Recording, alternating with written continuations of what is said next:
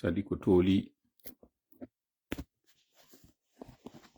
wala inde mum yettore mum kan sadi écouteur ji ɗo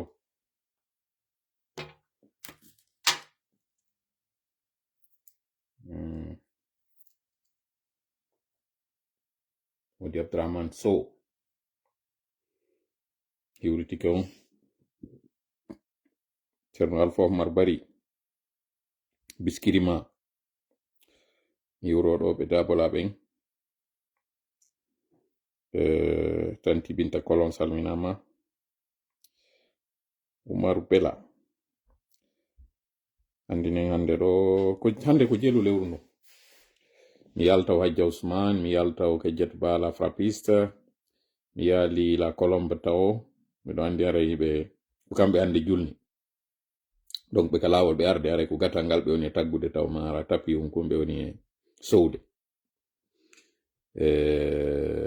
Alpha Oumar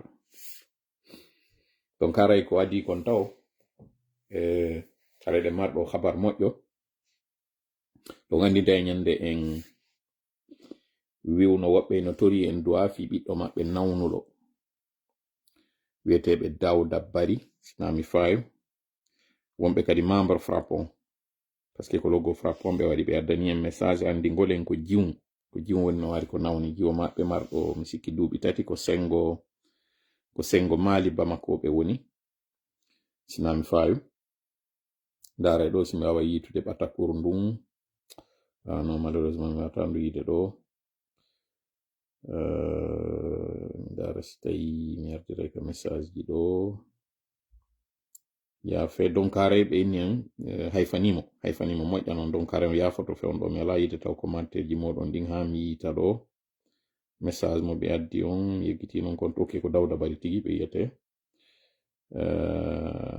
ko Aissat Bari ji o wiyete ko duuɓi tati o jogi ko ɓe lagi e nder sous préfecture Koole on mi sikki ɗum ko e nder Kankalaɓe par ce que mi sikki Koole ko yaadu Kankalaɓe sinan fayo non ouais ko ɗum ɓe elle s'appelle Aissatou Bari elle a 3 ans notre district c'est Lagui dans la sous-préfecture de Koole mais à l'heure là nous sommes à Mali Bamako dans le cercle de Kenyeba haray ɓe ni hayfi ɓe weltani ke jam ha moƴƴa konko waɗanɗen ɓe on du'a ɗo donc haray noon kadi min kadi mi profita ɗo miɗo mari du'aji kadi ɗi mi faala en haray torade du'a ara noon ko musidɓe men wonɓe très régulière ka live ɗo ɓe tori en du'a ɓe inni ɓe sella ɓe hattina cellal mi yegitno ɓe landade sim ɗo wawi wolde inde nden kono ce qui est sûr ko wonɓe très régulière ko sonnaɓe pour le moment haray ɓe tori en du'a ye waɗanɓe cellal ngal hiɓe hattingal ganin ɗo ɓe mankata non ɗo ɓay hay ka live ɗo yo taƴƴini ɓe aray ɗo joni ma haray no gasa ko e ngola ɗerol to ka tola tengela haray ko ton ɓe woni par ce que woɓɓe go anda haray kakal frappe ɗo wonɗen fo e mum noon ka wonɗo wo ko saɗi mon ko tooli kono mi yiyata si ɗon commentude ka tola tengela ko ɗo tum mi yiyata ka frappe ɗo Front républicain pour des actions patriotiques haray ɓe tori en du'a ɓay du'aji meɗen ɗin alhamdulillah ɗi jabade moƴƴano par ce que yiɓe ɗo wiyeteɓe Dawda Bari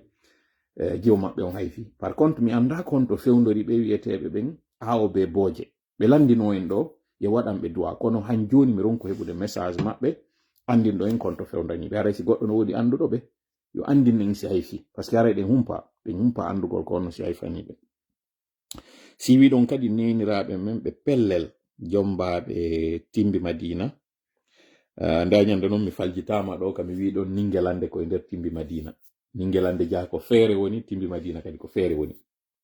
hari miɗo hooli hoɗɗi Ningelande Bami Kure ɗin ɗon fop ko e nder Timbi Madina ndin jeeya kono noon mi tappama ka kolle ɗo mi andena Ningelande no feere Timbi Madina no feere donc haray mi wurtino donc Timbi Madina ko feere Ningelande ko feere ɓeɗo no neniraɓe meɗen ɗo ɓe fooyi ɓe adda Konakri ko siɓɓe a moƴƴa noon hari noon mi andaɓe kono ka tawi ɗon ko pellel e nder Timbi tunni on ɓe jeeya komin siɓɓe moƴƴa noon hay sina ɗum ɗon c'est pas ça mi waɗi tungon détail ɗon fi si tawi siɗɗo maɓɓe nanno yo live ɗo anda kamɗo na yewtede fi muɗum mi yolta inde maɓɓe nden kono ko neniraɓe meɗen jombaɓe Timbi Madina tawɓe iwdi ndin ko Timbi tunni pellel ɓeɗo kadi no fooyi iɓe adda Konakri ɓiɓɓe maɓɓe ɓen no tori en du'a fi maɓɓe sabu ɓe nawni moƴƴa. jon noon ko Allah woni jon cellal, annabi Ibrahima alayhi salatu wassalam ko makani en ka alqur'ana ba'da a'udhu billahi minash shaitani rajim ko ɓe wi Allahu rabbi wa idha maridtu fa huwa yashfini. Allah ko kanko jeyɗo lan on, simi nawni, ɓe wiyali so nawni ni lan dey, simi nawni ko kanko dikkintami. Ka teddungal maɓɓe e kay wawugol maɓɓe yewtere teddungal ɓe wi'ali si Allah nawni ni lan. ko ɓe holli en Allah ko jon cellal, ko kanko woni addowo cellal ngal. donc haray hiɗen fewtude mo kanko Allah toranoɗen ɓeeɗo ɗiɗo ɓe mi wowɗi ɗo fi muɗum no torranɗen non luttuɓe goo kadi ha Allah waɗi ɓe ndikki. toranoɗen kadi yanñanen kala marɗo on nawnuɗo, woni yewtiɗo en ɗo woni mo yewtalen e kala on nawnuɗo nanɗo o live ɗo heɗito e yito ngon sayi mo hewti o en fewti Allah kanko jon cellal on.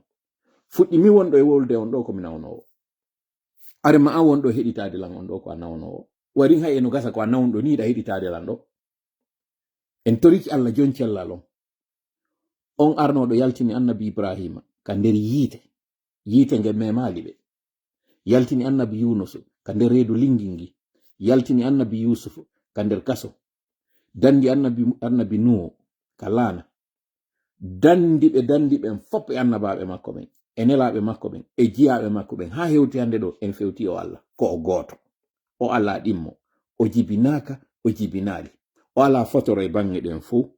ko kanko yamiri en yen toromo o fodi en o jaabinayi, en tororimo no o yamiri en non, en habborimo no o fodiri en non. ɓay non kanko hina o toltinowo ahdi ko o fodi kon o waɗay sabu ala landitotoɗo mo,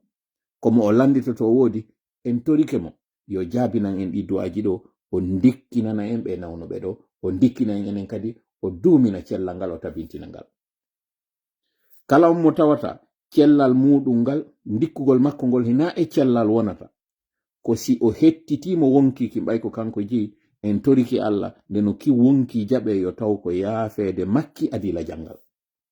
en torike muɗum ɗo sabu na fo torante sella, na fo telante ndikka, mayde nden ko nde wajibi. ɓay non ko ma nde ara nde heɓay kadi wonɗo wo en toriki Allah nde ara yo taw ko e kanko o yiɗi o yalli ko nde tawdata en e muɗum. ya rabbal alamin, haɗa ko ɗum ɗo toriɗen mo, en torike mo andeji ɗi jogiɗen ɗi yo ittan en ɗi, kanko woni ittowo ande on, ma pulle ko marɗen ko yo ittan en, yo o jogoro en yurmede makko nden kanko ara o jogoraki en ene golle meɗen ɗen, o tomba en e nder yurmede tawde nden nde yaaji nde huɓiti ko woni kon fof. ya sami'u ya mujib ya rabbal alamin. haray siwi ɗon kadi miɗo mari ɗo kadi toragol on du'a fi jajiraɓe an faatiɓe ɓe tawata ko ganin ɗo mi humpitiɓe faati no ke mi sikki heɓi joni ɗo yontere fawi yontere nden. mi daray ɗo si mi wawa en waɗande mbodo maɓɓe on mi ittitoya,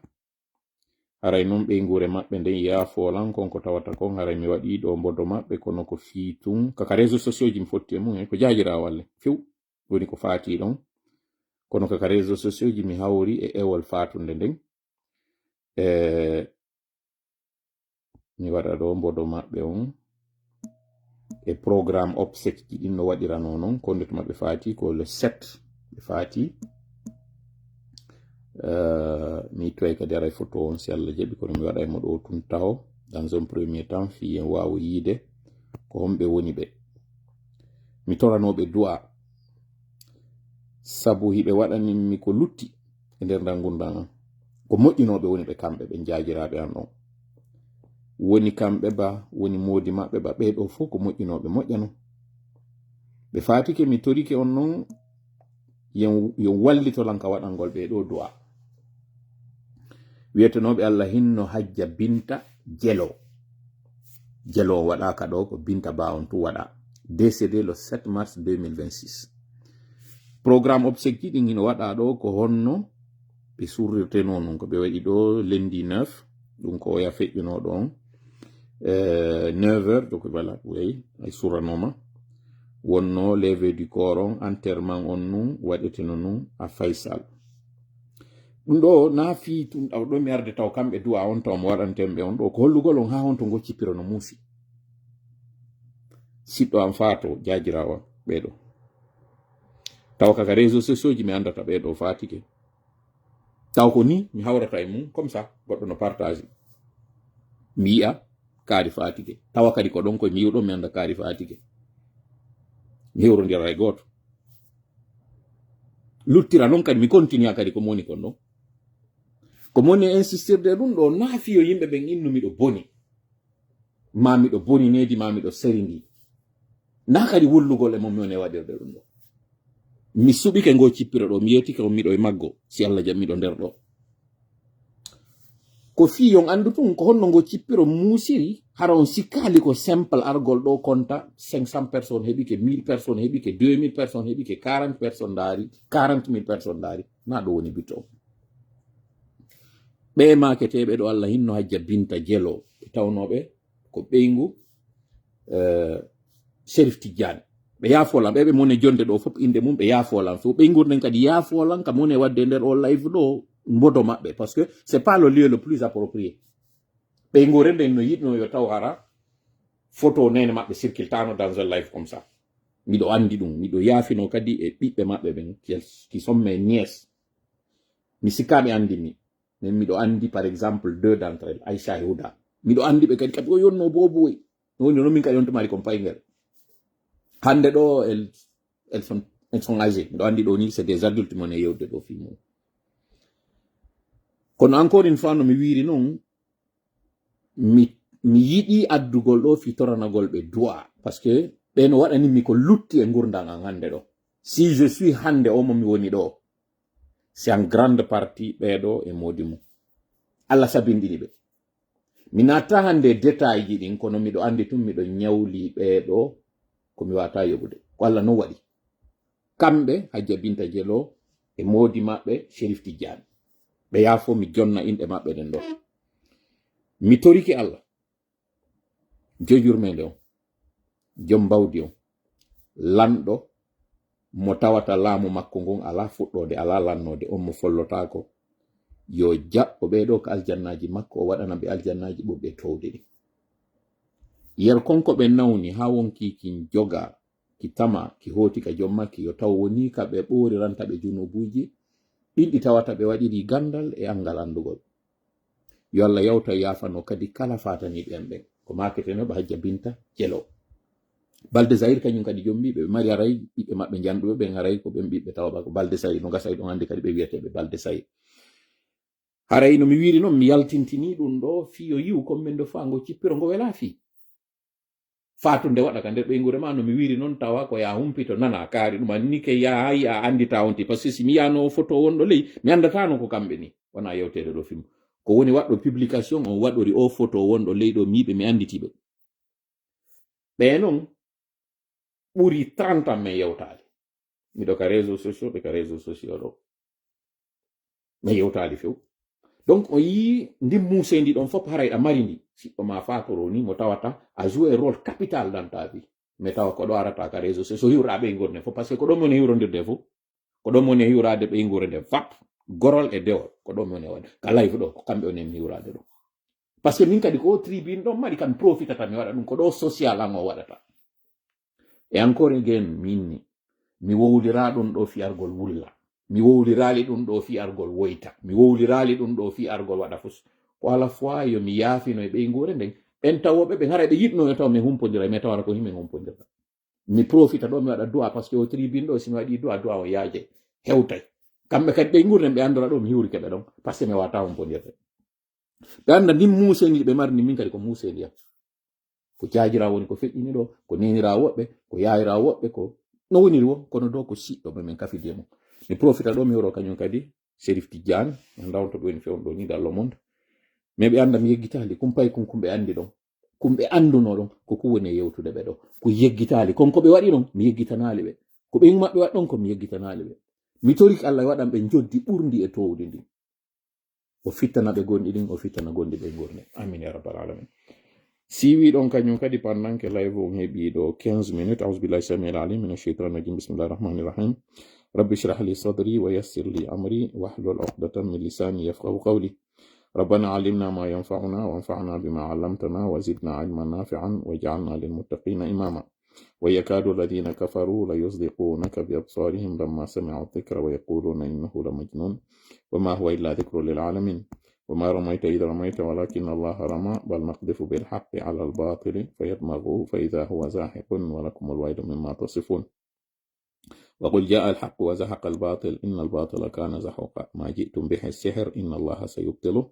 إن الله سيبطله إن الله سيبطله إن الله لا يصلح عمل المفسدين وما هم بضارين به من أحد إلا بإذن الله وما هم بضارين به من أحد إلا بإذن الله ولا يفلح الساحر حيث أتى فإن تولوا فقل حسبي الله لا إله إلا هو عليه توكلت وهو رب العرش العظيم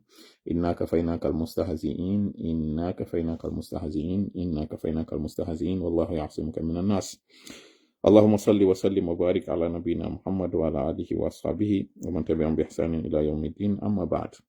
hande ɗo ko asewe hawriti ɗum 14 lewru tammuru ndun mars e nder de hitande guluje ɗiɗi e 25 mi anda so wattani yila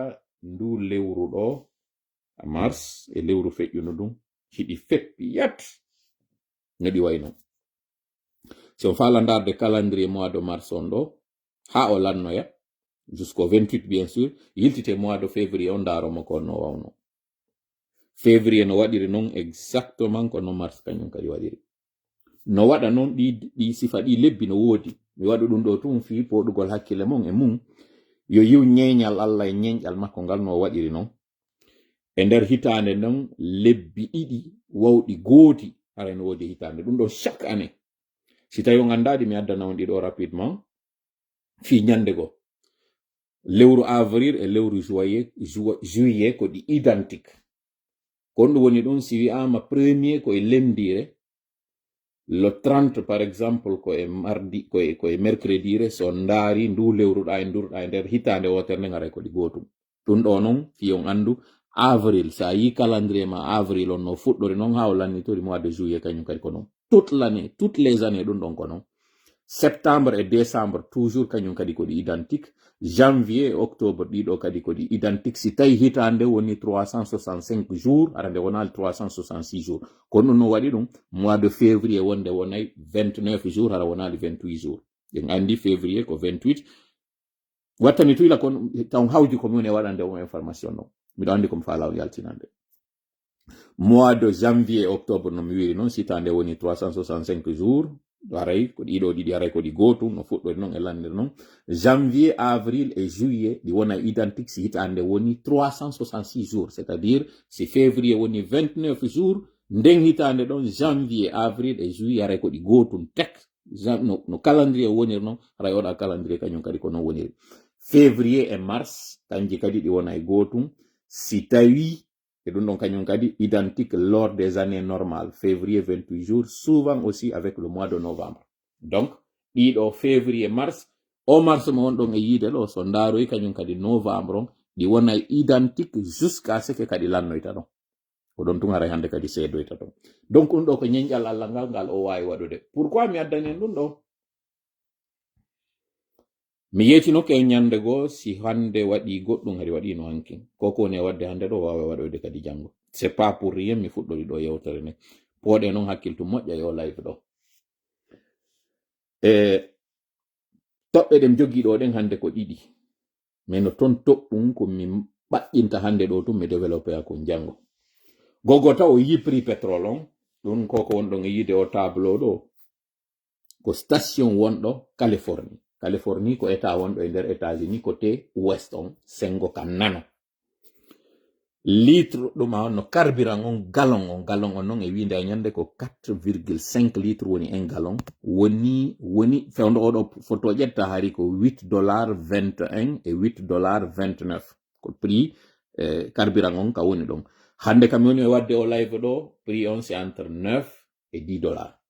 dans certaines localités on andi Californie ko ɗon carburant ɓuri sattude e nder États-Unis on fop mi wata andude pourquoi kono e nder on état ɗon no woodi nokkeli go ka tawata le carburant se négocie entre 9 et $10 le gallon c'est-à-dire 4,5 litres $10 ittata 8 entre 9 et $10 fiya heɓu 4,5 litres jonno waɗe division on ɗon siɗo jogi machine ji moɗon ɗin ɗon fiyo yiwon to carburant on o fewndi. Donc je vais faire mi ƴetta minimum on $9, je divise ça par 4,5 litre on ko terlen $2 woni ekkutude $2 lo litre États-Unis waɗuɓe o gere ɗo ɓeɗo kaɓe heɓi o effet ɗo yo Afrique haɓɓo hoore yo monde anti on fop yo Europe haɓɓo hoore. Pourquoi mi woni e fuɗɗorde ɗo yewtere nden ko fi poɗugol ma hakkilkin an o wonɗo e yewtude ɗo hande débatji inutile anda ko habbi maako a wonɗo e ƴettude ɗo hande felore nde waɗa de menen communiquant ɓen sikka ko menen addi ko ari fiya poɗu hokkil makikin ɗo a wonɗo e sikkude ɗo hande ko leñol woni ko waɗi sonja maɗa on ɗo fiya fewtu hakkille maɗa ɗo anda si on carburant ɗon aroyi ka pompe innoytake hande kadi station total on ko fulɓe ɓen jeymo innoytake station ji Shell ji ɗin ko ɗuma honno ko opposition on jeymo innoytake ko oɗo ma oɗo si sattende den satti nde aroyende sattanoya fof jonnon kon non sendi jama ko ɗon no woni toɓɓere ɗimmere nde mi yewtoyta fi muɗum nden ko état lagine on ka on to fewndi ɗon woni ka sengo mbuuɗi woni ka sengo carburant woni ka sengo courant par ce que ɗiɗo mi yewtino ɗi neeɓi minne on pooɗe hakkille moɗon e majji mi weltanano madno gingira mo tawta kaka page makko woni ko mi yi ngombodo waɗaɗo ɗo banque centrale waɗa photo puutoru ndun ɗon inna ɗon 5 francs diallo miɗo andi ko fiyo kirɗugol waɗiri kono miɗo andi kon ɗum mi ƴettata récupération mi waɗana en ɗo haray noon mi yetti Allah fota taw ɗon kanko woni ko newnani en heyɗintinkol nde jonde ɗo nde tawata en andi ni toɓɓe ɗen ko ɗiɗi wonɗen yewtude fi muɗum prix carburant on kon to fewndi ɗon yewten kañum kadi alhaali leydi lagine ɗin kadi woni ɗon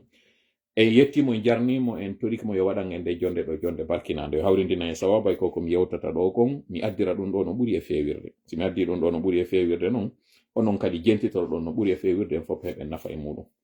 no toon toɓɓere nde tawata ko kunto e toɓɓe ko mbaƴƴinta ɗo tun hande ko woni e feƴƴude kon entre Lagine e Libéria hande komi fuɗɗo tungoy ko janngo woni kam mi yaññanta e moƴƴa fiyo ɗum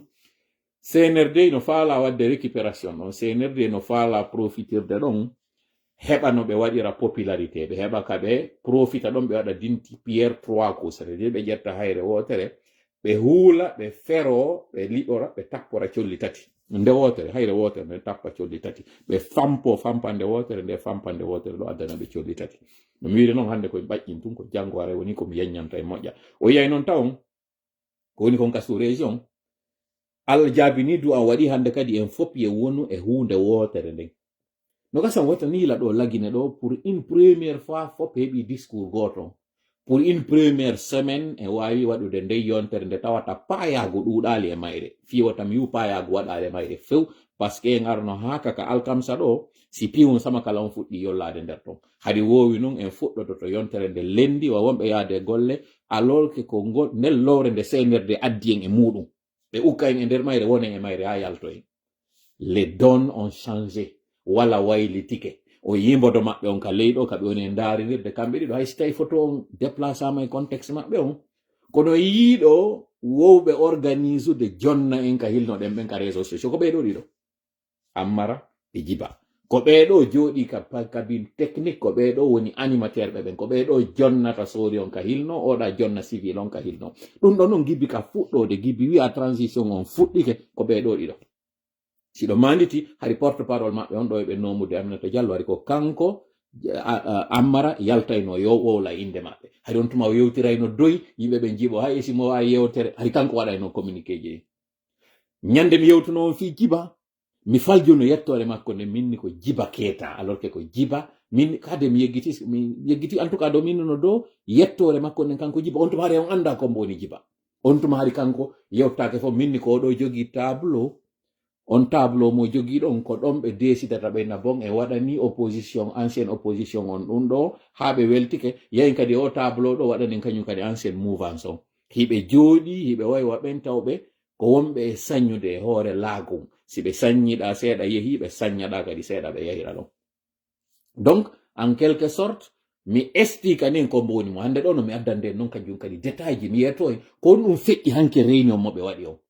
ko ɗum kañum kadi woni sonjamo ɓe jogi hande on fewndo ɗo mi holla on noon ko men de fof en tappi noon ka musata ɗon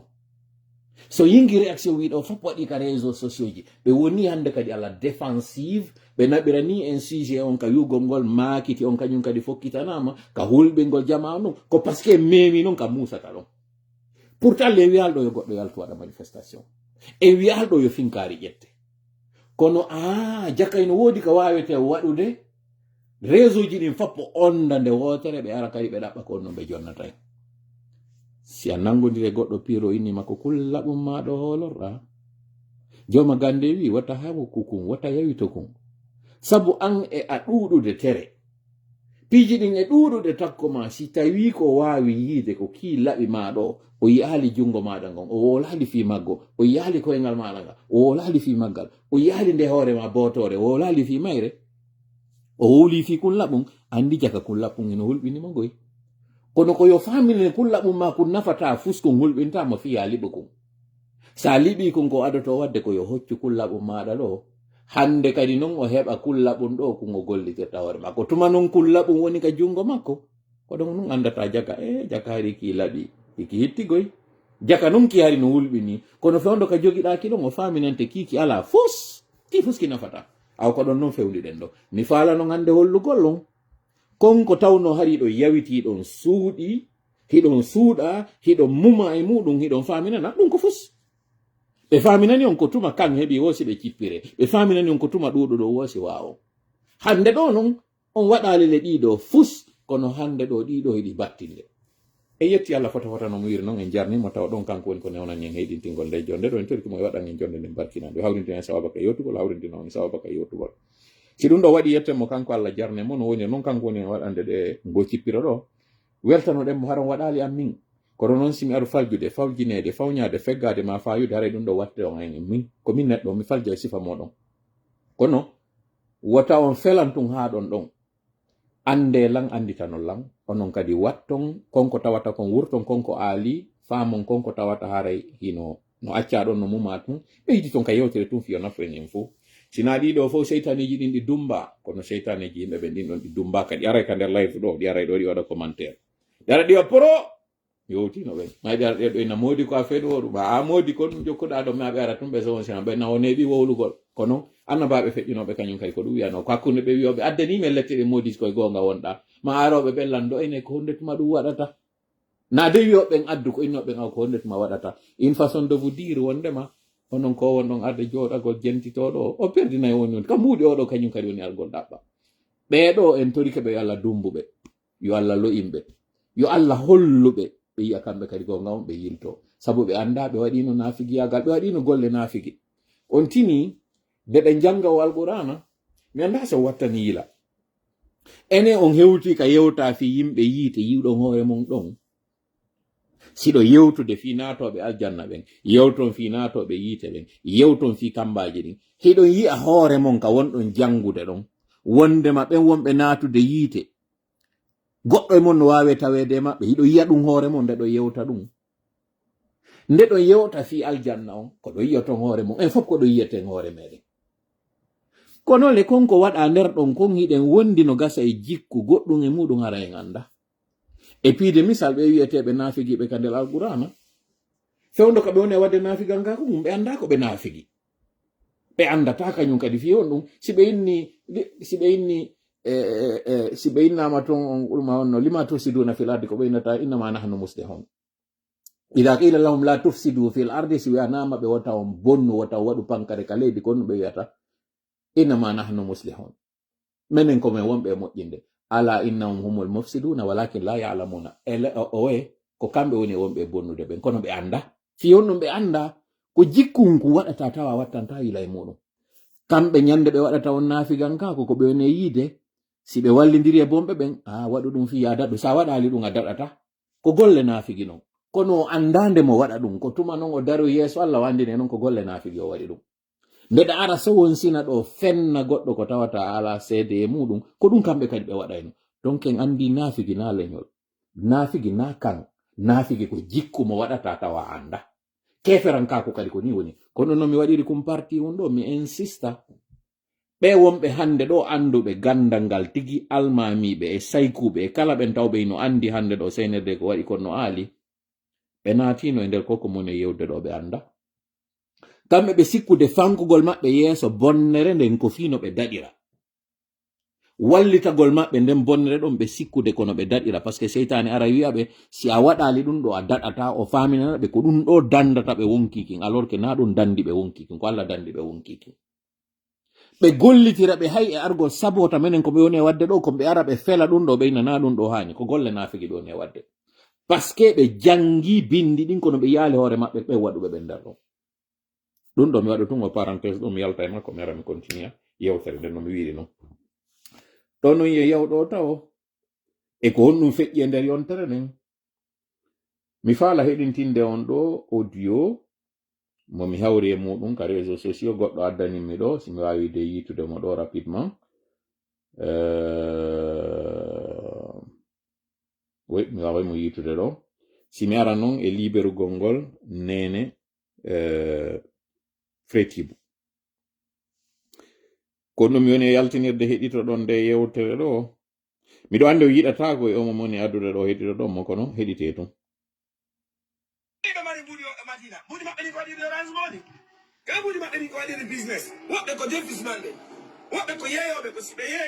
jentiteɗo on anditi to wonɗo mi wolta inde makko nen ɗo on anditay ɗo wawi wadde kadi inde makko ko commentaire ji ɗo mi waɗanamo o publicité ɗo gratuite jentite tun ko woni e yewde ɗo ko no ɗo détail on kun o wowlata kun tawata ko min ati arde yewta on kun ɗo si aren noon e alhaali maɓɓe kamɓe njula ɓe ngande ɗo ɓenno tokki business mo hikka mo en guineɗo ko commerçant ɓe ɓen finance président menen yawɓe mo en guine ɓe waɗoy campagne ɗo nani so nanali mi yiltito hikka moyen guine ko commerçant ɓe ɓen finance menen yawɓe ɓe waɗi campagne moyen guine ɗo jentite kañum kadi so nanali moƴƴa defismanɓe woɓɓe ko yeeyoɓe ko si ɓe yeeyi itte hunduko mon e commerçant ɓe ɓe ɓenno jokki business mo hikka mo en guineɗo ko commerçant ɓe ɓen finance président menen yawɓe mo en guine ɓe on nani no meyri ɗon taw ko wi président on o falno wiide o anditi ɗum ɗon hanaka wowlede meɗen yeta o tame wowlu ɗum ɗon jentite tun le diable se trouve dans les détails acce tum mi yiltito ɗo seeɗa ni miɗo andi noon ɓe sanctionnay mo fi o sorti makko mo waɗi ɗo ko ɗum waɗi simi waɗiri hadde ɗo ɓe mari hawreji nder ton hakkundeji maɓɓe jentite moƴƴa o live mum e wolde min ni on mi salaki goy mi fenata kono simi fenu hara mi fenna ko information mom jonnare mi addi mi wi a on ko mi wolta kon toujours ko gonga mi faljay min kadi no andir ɗon non en fop en faljay ko politique kadi wona ɗo d'accord kono jentite tun eɗi mi hawritata ɗin e muɗum watta no yila e ɗin ɗon again encore une fois jentite yewtere nde woni wadde ɗo ndin kum parti on ɗo tun ko woni wolde ɗo kum simi ara noon e but on kon ɗum mi waɗi simi inni on heɗito koko woni yewde woɓɓe ko yeeyoɓe ko si ɓe yeeyi itte hunduko mon e commerçant ɓe ɓe ɓenno jokki business mo hikka mo en guineɗo ko commerçant ɓe ɓen finance président menen ko pré o wonno wiide président Mamadi Doumbouya ko ɗum o falno wiide o anditi o wata wowlde kanɗon par ce que so wowli kanɗon ɓe tappay mo ka kolli o wi menen yawnoɓe ɓen fewno noon kam yeeti noon ɗo mi inni ɓe faminande on ɓe mari kaalisi minni ko ɗum ɓe woni on e trompirde si min ari mi waɗi live min inni mbuuɗi ala yimɓe ara ka commentaire ji inna mbuuɗi ala kono cuuɗi no okkitirede mbuuɗi ala kono otoje no okkitirede mbuuɗi ala kono ɓe yaade ɓe waɗa ngo paya maɓɓe ɗo fof mi expliquani o minni ñande koko woni e wadde ɗo yaltiti yiwɗon on taway ko potiji wiidiji CNRD saadi premier élément mo mi faala yon jentito moƴƴa yewtere nde moni on e jonnude nden ɗo senditon nde non moƴƴa nde hewta jama on faamon ko honno politique CNRD woni e faaminirde on menen koye fenande me woni kamɓe woni gonga mi yetinoke on ɗo non miɗo yiɗi ha on gon cippiro ɗon miɗi on tere moƴƴa non ngin geemuy ngiɓe woni e wadde ɗum ko gimmi faalano e ɓe aro e muɗum par ce que hande kadi ɓe waɗa e golle maɓɓe ɗen fennugol men ɗo e ɓe waɗu golle maɓɓe ɗen menen non on n'a pas de bilan min tola je n'ai aucun bilan à présenter hitande lannata ɗo mi ara mi inna ko ɗum ɗo mi waɗi e nder hitande je n'ai pas ce bilan hay so woni négatif je n'ai rien à foutre je n'ai rien à perdre mi ala fus en mi ala fonctionnaire jo wonɗo lagine fewn ɗo mo moni e yoɓude donc si mi ari ɗon wodi fenande hitande ngande lanni ɗum sonjoyta lam fus parce que goɗɗo aroyta nangam mi salnu doloke on inna a feni a yoɓaliɗa mi ala on chantier to mo tawata miɗo hippi golloɓe mum absolument rien je n'ai rien à perdre kamɓe noon bimbi wetuɗo wo heɓe mari fonctionnaire jo yoɓeteɗo lewru mayo ndo ɓe mari fonctionnaire ɓe mari ɗate ɓe mari ñamade ɗiɗo fop ɓe mari ɗi donc yoɓe aro e on terrain ɗo wiwgol men waɗiray ittere mone men okkitiray otoje men okkitiray cuuɗi ko ɓoggol ngol ɓe woni e ŋerinde ka dande maɓɓe e ça ko du'aji ɗi waɗɗen ɗi waɗi ɗum par ce que to yeggi to du'a mo wannoɗen on ko du'a mo annabi ibrahima waɗuno on e on mo du'a mo annabi Musa waɗuno e on du'a mo annabi Nuhu waɗuno du'a annabi Musa on nun ko on ɗum ko Allah sattimɓe ɓerɗe ɗen hara ɓe yi'ata gonga on jattitaɓe mbuɗi ɗi ɓe woni jogude ɗin si halkaɓe annabi Nuhu kañum kadi paarey ɓay o yi o tawi hande kadi ɓe ala gomɗinde o waɗi on du'a ça me fait plus de 3 mois himɓe ɗo e nden finde wotere nden ɗo miɗo andi onon kadi ɗon tawti en e nden finde ɗon hollugol on non nde jaabike hinde jaabade kañum kadi CNRD continue e ɗo e dartagol men darto en famina wondema fus ɓe ala tampere ils vont très bien et tout va très bien ha ñande no bato wingi waɗo e puska nde wotere CNRD ko woni wadde ɗo ko meɗen marno gorejo o perduno o heɓi kalsi o perdi o desidi noon andota ko o perdi si minni noon gorejo na wonde may ko men gore ka duuɓi ko heccuɗo men few o heɓi lawmbuɗi vur kono tawi ko menen cheminidata men fop men noddamo ɗon granjo amen on kono hara na gra wiggol ngol gram parce que ko menen fop jindidata o desidi noon o mainten e train de vie makko mo jogino otowal ngal o jindidata e muɗum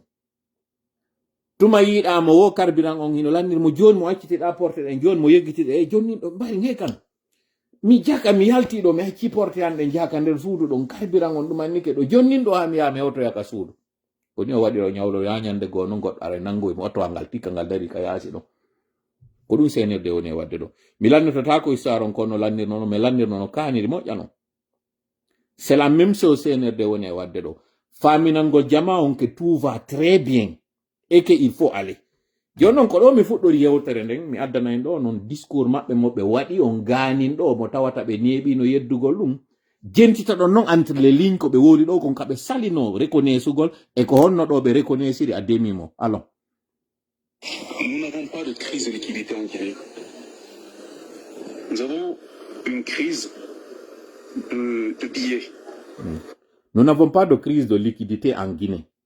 Nous n'avons que des crises de billets. Kono nun ɗo firi min ala problème mbuuɗi kono min ala kaaki ɗin ala mi fillito wonande ɓe nanali ɓen français moƴƴa min ɓilloraki mbuuɗi kono min jogaki kaaki ɗin encore mi fillito wonande mo nanali ɓe moƴƴa ko no ɓe wiɗo ɓendina non hoore moɗon hakkil jentito ɗon konko mi wowli ɗon si hakkil no wawi nangude e mbari ñawlinɗon mbuuɗi no woodi ɗo kono mi jogaki kami woni ɗo ni miɗo mari mbuuɗi kono mi jogaki kami woni ɗo ok joni a mayin ka suudu wallo yalan ton hay so yehi ka suudu ton mi wallina mi faala ya ñawlan ha jangino ɗo e mbuuɗi no woodi miɗo mari kono mi jogaki kam won ɗo ko honto jogi ano ka suudu sen ari ka suudu ɗon minni joni mi wallina fewndo ɗo ok mayin joni ka banque en hewti ka banque ton on ɓe ka banque inni wiyiɗa jogi kono ala ɗo ni haray ko honno woni konko wonɗa yewde ɗon konno mi wawirta famude ɗum ko wonɗa e reconnaissude ɗo ko honɗo mi wawirta famude ɗum ok na ɗo tun haaɗi joni noon jentitoɗen programme mo ɓe jogi on fiyo mi hollon ɗo goɗɗum yi on noon bonki maɓɓe ki yi on noon yaakere nden hinde fakkerde ka ley kono eno sortirde ka dow jentite aujourd'hui quelqu'un qui est bancarisé, quelqu'un qui opère. Jentite taw no woni me'irde non jentite no woni yewtirde non ko yo suɓu no yewtirta non portoɓe ɓe inni wo ce qui se conçoit bien s'annonce facilement et les mots pour le dire arrive aisément. Mi sikki dès qu'on phrase o woniri. Ce qui se conçoit bien se prononce, s'annonce aisément. Et les mots pour s'annonce, mi yegiti kono phrase en tout cas, c'est quelque chose comme wo konko tawata kon hino weli faamude ariray no newri yaltingol ɗum ɗon non kañum kadi konguɗi ɗin ɗi ariray kañum kadi no weliri fi mettata fi sa yi goɗɗo me'i tu yewtugol goɗɗum tawi ko ma o ɗaɓɓito ko ma o ŋaaño ko ma o ndaara nanno e ñaamo ko ma o suɓo ko honno o foofirta ko honno o yaltinirta yewtere nden sekena e gonga woni no woodi psychologue ɓe wiɓe ɓen me'oɓe ɓen ko ɓayɓe hunjaki ko ɓe woni e wolde kon o wattanila me'owo si yima o me'ata nde mo yima parce que o miijiti yewtere nden mo andi chanson on o adda mo tawa o me'ata Abakar Demba o yimowo ɗo ɓenni hari ko me'owo kono o morsoji makko ɗi o watta ɗin fop o yiyatamo me'a e majji meɗen mari goreɓe non hari ko me'oɓe ɓayɓe ari leyɗe porto ɓe yehi ka centre ji ɓe jannama ko honno me'owo warata hande kadi mewgol ngol yiwe maɓɓe Allah hinno o jiwo wonno ɗo yewtede ɗo fiye muɗum gaji omo ɓeynayno Salima gaji hari o me'ayno ka wonno paykum o yehi ɓe formi mo ɓe yeetimo ko honno warrete mewgol ngol yiwi donc jentite noon oɗo noon e yewtude mi fuɗɗito ka woni expliquude ɗon mo yehi ka banque par exemple mo defandude convainca journaliste ɓe landiɓe mo ɓen fiiɗi mbuuɗi mo wolde noon fi mo yehi ka banque wondema hara e mbuuɗi makko ɗin toujours no ka banque jentite moƴƴa kum parti on ɗo une crise de billets. Aujourd'hui, quelqu'un qui est bancarisé, quelqu'un qui opère dans tout ce qui est dématérialisé, il n'a pas de problème. Le problème est que nous avons une trop grande utilisation de cash. Une trop grande oyni wo seede ko woni wolde kon wo marɗo hande ɗo compte wala probléme jentitede ko wowli kon wo marɗo hande ɗo wo seki wo quelqu'un qui est bancarisé ko ɗum woni tawɗon hinaka suudu o woni marde mbuɗɗin mo mari compte bancaire woɗo ala probléme jonno waɗen ɗo pause kaw yewti ɗum ɗo en continue yewtere makko nen ɗo en arnon e programme makko aren no joni yimɓe tawɓe ɓen hiɓe mari banque ji hiɓe yaade fi hettugol mbuɗi maɓɓe ɗin ko honɗum ɓeɗo woni en e wiwde par rapport e on crise ɗon Docteur Mourou Doré, fonctionnaire à la retraite, est présent depuis ce matin dans une banque de la place pour retirer sa pension mensuelle. Fi droit d'auteur on komi obligé wowlorgol pendant que ɓe yewtorde Il n'a pu obtenir que 2 fi millions diliyugol un peu son on Selon lui, ce plafonnement serait lié à un manque de cash dans les caisses de la banque. Présentement, il y a voilà ko woni yewde ɗo ko wiyeteɗo ɗo doore ko yewtay ɗo joni woni o ari ka banque fi hettugol salaire makko mbuɗi ɗi o jeyi ɗin dey banque on inni mo watamo yoɓude few journaliste on no wiɗo wondema probléme on ko probléme manque de liquidité ono yewtuɗo nanen ɗa wo ko woni gouverneur on o wi marɗo compte hande ɗo ala probléme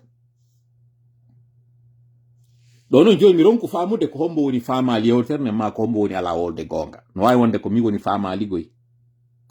kono ko wiɗo ko wondema probléme y a pas un problème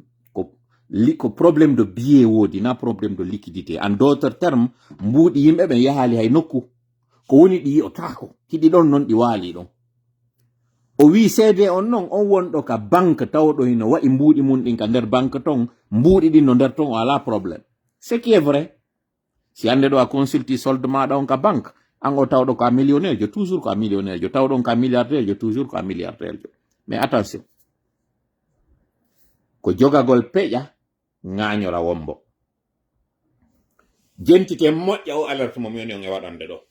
mi frena ɗo mi ƴetta hendu moƴƴa mi ƴetta élan mi yeeto on ko fokkiti kon par ce que hiɗon e nder camiowal baso ino haɓɓa senerde no fankani on ɗon no suuɗi on ɗon no famini on tout va très bien wallahi leydi meɗen ndi yehi fayit wallahi lagine yehi fayit wallahi mi huɗito kañum kadi tammum lagine yehi fayit faalaɗo non andude moƴƴa leydi yawdi fayit ko honno wonata suite mayri on e konno wonata alari mayre yehi ndaron ɗo ko honno Grèce konno wonirno ila fali yo union européenne on mobilise wallito Grèce no ɓe wawa immitorde ɓe gaynali yaltude an joni e probléme o lagine noon ala hande ɗo wallitotoɗo ɓe déjà taw frankine on ko lagine to woni mi waɗa ɗo noon kadi pose ngo mi andina e mbuuɗi ɗi lagine ɗi naɓaka Sénégal ɗi naɓaka Côte d'Ivoire ɗi naɓaka Libéria sifa no tawirta noon CFA wonɗo on Sénégal no wawi ƴettede naɓe Mali wonɗo on Mali no ƴette naɓe Sénégal vice versa jindaka sous région ɗon par ce que ɓeɗo ko mbuuɗi CFA ji goti ɗi woni e gollirde sabu ɗum ɗon ɓurɗo marde activité o no wawi absorbude mbuɗɗi no wawi poɗude ɗi ɓabaɗi sengo muɗum c'est pas le cas du franguiné franguiné o wawata ñamede sina lagine ɗon hiɗi nder ɗon hiɗi ka nder pays ɗon ɗum ɗo compose ɗon no hani ka famon ko moƴƴa si ɗi muti tun ko gotel e piiji ɗiɗi ɗi ala ɗon few ma ɗi mutinama goɗɗum e nder muɗum wonɗo wonon e mbuɗum leydi ndi yeyno fayitgoy lagine yehino bankruptcy c'est un état failli c'est un pays failli jogiɗen hande ɗo ni si tawi CNRD suusal yaltugol wowtana on ɗum ande terme facile to laariɗo no yettade on ɗum ɗo hande ɗo nous sommes le 14 mars 2026 mare ɗum ɗo moƴƴa mandi to ɗon captiro moƴƴa onon captiroɓe waɗon seraɗa no mi wowlirono non e sayi ça fait plus de 2 ans dites la vérité aux Guinéens dites-leur que vous avez merdé miɗo arde hande kadi mi artan ɓe itta kadi la même phrase mi répéta mo andunoɓe on refre mo mi waɗno on tuma ko woni fewndo on tuma CNRD ndaruno no ɓokkitira CNRD yawno hoosoy ko woodi kon fof ka nder banque ji gollitiri ɗum ɗon annatanda ɓernde maɓɓe ɓuttali ɗon ɓe yehi ɓe yanani commerçant ɓe ɓen ko ɗum waɗi sin fuɗɗori yewtere nden ɗo ka audio mo mi heɗintini on ɗo wonɗo e communiquande ɓe ko ari ɗon ari wowli inni fiyo mi wawa wadde ko mi waɗi ɗo kon ko commerçant ɓe yoɓi ñande mi wowluno min ni pita par exemple ko opérateur économique ɓe entre transporteur ɓe commerçant ɓe yana e muɗum fi wernugol arɓe ɓen e fi waɗugol kala ko waɗi ɗon o ñande mi wowluno ɗum goɗɗo contactanno kotirawa wonɗo pita to mi wolata ɗo inde makko mais se reconnaîtra ici o ini tami defuɓe probléme par ce que on sorti mo mi waɗi ɗon si mi waɗi ɓe sikkay joni ko kamɓe woni lan jonude on information ɓeni yomi watta yilay ɗum ɗon ɓeni simɗo wolde fi mi watam spécifié minna ko pita yomi wi'u préfecture ji luttuɗi mi wolta inde makko ɗo o contactanno o inni si mi wowli ɗum ɓe innay ko kamɓe woni e fournitude ko honno ɓe woniri to gibi nde ñande mi fanki fi mum hande no miɗo arde mi yewta ɗum ɗo encore une fois fi argol kañum kadi enfoncer le clou hakkudan e Allah jama lagine ko tambiti CNRD les 2 dernières années ko ɓe njulaɓe ɗo mitta noon pose ko mi arano mi ataka ɓe kamɓe kadi ɗo mi wola fi maɓɓe on hande ɗo nani yeltere ino jindude no wiyede wondema ɓe yananay Madina yo Madina ɓe wattanila de ɓe aranayo jentite moƴƴa ko moni e wolde ɗo ko ƴettiron no faalira ɗon ko moni e wolde ɗo ko je suis responsable ko moni e wolde ko nami responsable no famirton no ko suti hande julaji on ɗo koko o ɓogani hoore makko o sali e jentitela nde ton hawji ko moni e wolde ko wota on duppu few sendite moƴƴa nde yewtere nde hewta noddon kañum kadi julaɓe ɓe tawe o live ɗo ɓe nana paa ko moni e wolde ɗo kon an o mo Madina an o mo Matoto an o mo Kalum an o julajo tukur ka wonɗa wo nelaɗo meɗen sallallahu alaihi wasallam ɓe makayno attujjar hubul fujjar woɓɓe inni riwayaji goɓe inni ko honno de ɓe addiri ɗum on ɓe inni wo julaɓe ɓen ko kamɓe woni bomɓe ɓen ko nelaɗo goye maki ko moni yewde ɗo kon ta aro nangala mi yanaya yanan hadise on wo attujjar humul fujjar ko ɗum ɓe wi ɓe inni julaɓe ɓen ko kamɓe woni bomɓe ɓen hiɓe fewtude noon haɗi yimɓe Makka on tuma yimɓe Madina fewta ɓe yewta ɓe koko moni wolde ɗo kon si mi faljino yo karmokoɓe am ɓen ar faljitanmi ɗo wi'a mi faljino hadis on no mi addiri mo non ma ɗum hadis on mi addimo no fewiri kono hadis on ko lo'uɗo mi salaki ɗum ɗon kono min ko mi andi nelaɗo sallallahu alaihi wasallam ɓe makuno attujjar hubul fujjar wo julaɓe ɓen ko kamɓe woni bomɓe ɓen fi hon ɗum kamɓe ko ɓe reeni ko intérêt mbuuɗi maɓɓe ɗin ko honno ɗi daɗirta no ɗiɗo daɗirta wono ɗi daɗirɗa kamɓe hiɓe ɗon but don't get me wrong wota on juge ko moni e wolde ko ngaray ɗon hawji ko kendare wotere natata ko nde ɗo luɓɓinta maayo ngon. Hande ka suti on ɗo so yi hande ɗo ɓe yaltinde ɗi rimerji ɗo ɓe hulɓina on ɓe inna so yaltinali ɗi mbuɗi ɓe sensayɗi ɓe yahanayon ko mboddiɗi newɗon ndin fagguɗon ndi handi gayni haarode ko ha lannirɗon nde ko marɗon kon kayri ndi harata ko ndin arani on ɗo. Mi fillito hande ɗo ko woni on e sutade ɗo opération mo wonɗon nande ɗo komini kamɓe no yalta wi'a mbuɗi ɗingi ɗon suuɗiɗi ka nder kankiranji moɗon wondema si ɓe hetta si ɓe yahanali on ka makiti ɓe imposani on sifa no nanirɗon komini kanje goo no yalta wowla ɗo tukka on hiɗo ɗo yon fewtu imminɗo mon ko kanko wonɗon e yanande. Encore une fois mi yetike on ella mo wonɗen e wadde on nous attaquons les personnes nous n'attaquons pas le système. On jooɗiɗo waɗi on live makko wowliɗon ma waɗi on vidéo ko hayre nden no na nden hayre na kanko feri hoore makko ko goɗɗo jooɗi nokkugo neli mo inni mo yaltu wowla seede on hunde waɗatamo o yiyay ɗo fuskon ko yalti o wowlɗon kon fop e yika hakke on immi sanctionné ɓe journaliste ɓe yawnoɓe Libéria ka frontiére waɗi live ɓe sanctionné ɓen no kono oɗo ko waɗɗo ko mo sanctionné taki. Si min ko lagine mi jooɗino hande ɗo mi waɗino live mo mi waɗi ɗo mi gaynayno live on tum ɓe ara ɓe nangami ɓe inna min ɓeɗo waɗi live kam woni incitude à la violence ko ɗum ɓe wiyayno ɓe inna miɗo attaque communauté ko ɗum ɓe wowlayno. Kono oɗo o waɗi ko waɗi ɗon kommo ka jannaniɗo immoto hawta lagine ɗon jawwalo tallo hunde waɗata on wowɗo ɗum o fewtitino premier des ministre maɓɓe on Bawuri l'homme de Kenya o yennimo fewndo ka fokkitano ka élection ji kam yettino minni si ɓe reconduisi mo ɓe waɗimo directeur de campagne minni ko kanko woni ko négocie juuɗe njulaɓe ɓen ko ɗum waɗi si ɓe reconduisi mo na giggol makko waɗi si ɓe reconduisi mo ɗum kañum kadi vidéo ji ɗin no existe ɗo wonali taw duuɓi tati ko lebbi tati waɗi gibi mi wowli konko mi wowli ɗon ko o suka mo mi heɗintini on ɗo ari confirmi ko mi wowli ɗo ko miɗo andi non o miijatano ko yalti o wowli ɗo hande wonayno ɗo sujet live mo mi arayno ɗo mi holla minna kon ɗo wonno mi o wowlande o si tolano arde yewto on mi salaki añelam min c'est votre droit kono jemtite ko moni wolde ko si tawi ko gonga wiwɗon hiɗon cippirande gonga on hiɗon cippirde contre gonga on c'est à dire hiɗon dartade on dartiɗo gonga on hiɗon dartanade gonga on heɗite ko moni wolde ko si on falata on yiɗan c'est pas un problème. Si mi arti ɗon e ɓe njulaɓe ɗo fewno me wonnoɓe wiide wotta on fanko ko ɓe woni on e wadde ɗo kon sabu ɓe harata ɓe gollitira on ha ñande lanni ko jogi ɗon ko ɓe ara kadi ɓe nangira on goto no seko wonno wadde goɗɗo nden ñande holotanoko ko monno wolde ko ma sikkay ko sama kala mi wonno hande ɗo ari ɗon kam mi wonno e wiide ɗo ɓe immota ko ɗo ɓe sanctiona ɓe inna njulaɓe ɓen na kamɓe woni responsable wota goto wowlo on débat ɓe yaltal ɗo ɓe wowli ɗum few on yiiɗo on jindini ɗo ka jiwo yalti wi'i hino yaade ka Orange Money wi'a si o wi'ali jarama o heɓata mbuɗi on jiwo o nangaka ɗo en yiiɗo jiwoy ka nanga réseau sociaux fi koye wowli koye wowli kon fi woɓɓe no piika pi kono o jiwo ɗo ɗaɓɓitaka wi'a konko o wowli ɗon ko débat tawɗo on ko attisowo la haine contre une communauté o jiwo ɗo nangaka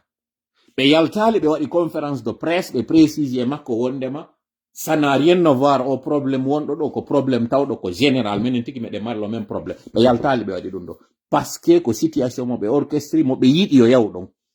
ko ɓe yiɗi ko hulɓingol on ɓe waɗa pression on e hoore moɗon wulon ƴetto mbuɗɗi jonnon ɓe so jondiɓe ɗin kañum kadi ɓe harata fanni manti probléme o réglaka fanni manti ɓe waɗali on basuɓe ɓe darrotako ko mon non insistirde kum parti on ɗo naafi wiwgol hande ɗo Allah batti solo on hetti ko hettuɗon ko waɗɗon ko ɗuma ko waɗɗon koko remuɗo na ɗum woni arde ko ɗum siɓini taw hawju ko fiyo yiw faamon na kamɓe woni yiɓɓe moɗon ɓen na men woni ayɓe moɗon ɓen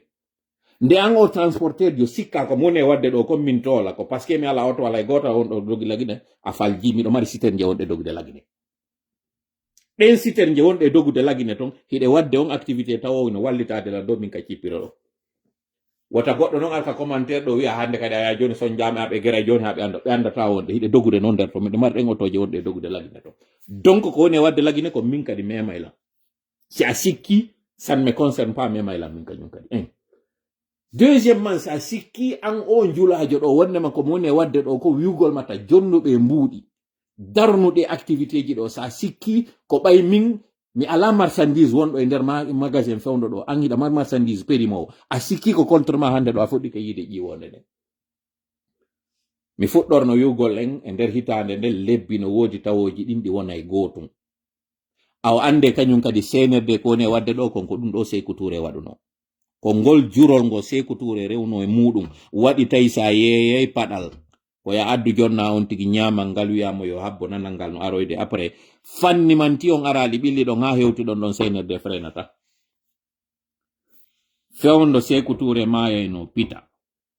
hari kala inneteɗo julajo kummalujo pita hino wenda ko waretenoɓe mi fillito sa nanal moƴƴa komi wowri ɗo ko njula e wiwgol wallitike leydi ndi wata ndi daro laamu Sékou eti yimɓe ɓe ngara ɓe weelaka sodoya marchandise foora mo adda gera gereteɗen fopara yimɓe ɓe weelaka fewndo ka Sékou Touré mayeyno hari mo windi kala wiyeteɗo njulajo tawnoɗo ino e nder préfecture mo tawata addali ɗi mbuuɗi ɗi ɓe hato jini woni ɓen dartiɓe ɓe ɓeɗo hari ko waritanoɓe ko on tuma Allah hollimo na woni lanɗon komi woni lanɗon on tuma Allah warimo onon ɗo kañum kadi son sikki on ɓonday ɗo fanni manti Sékou senerde ɗo waɗali on ɓilliɓe wari kala ɓen dartiɓe ɗo ɓe darata ko projet maɓɓe jon noon ko an andi no ƴettitirta ko mowli ɗo kon fof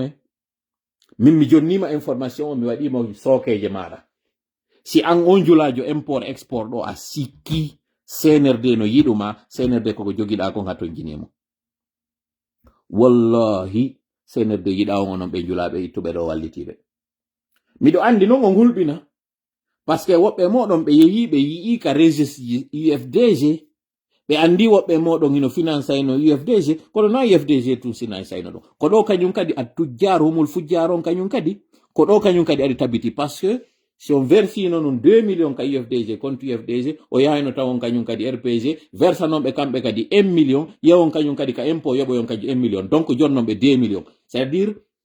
la ilaha ulai wala ilaha ulai on tawaka hay o nokku e muɗum hiɗon hakkunde ɗon wowlete tun inne julajo ala parti politique julajo ala couleur politique menen komi woni e waɗirde ɗum ɗo ko fino marchandise amen on natira awa ko ɗon kañum kadi senerde waɗata encore une fois no mi wiri noon jentito ko momma wolande kon an o musidɗo wota mono ko mi omma e wolande kon ko gonga on mi omma yaltinande si o gonga ɗo goɗɗo a ƴalima yeetima o gonga tola no yetade ma o gonga ɗo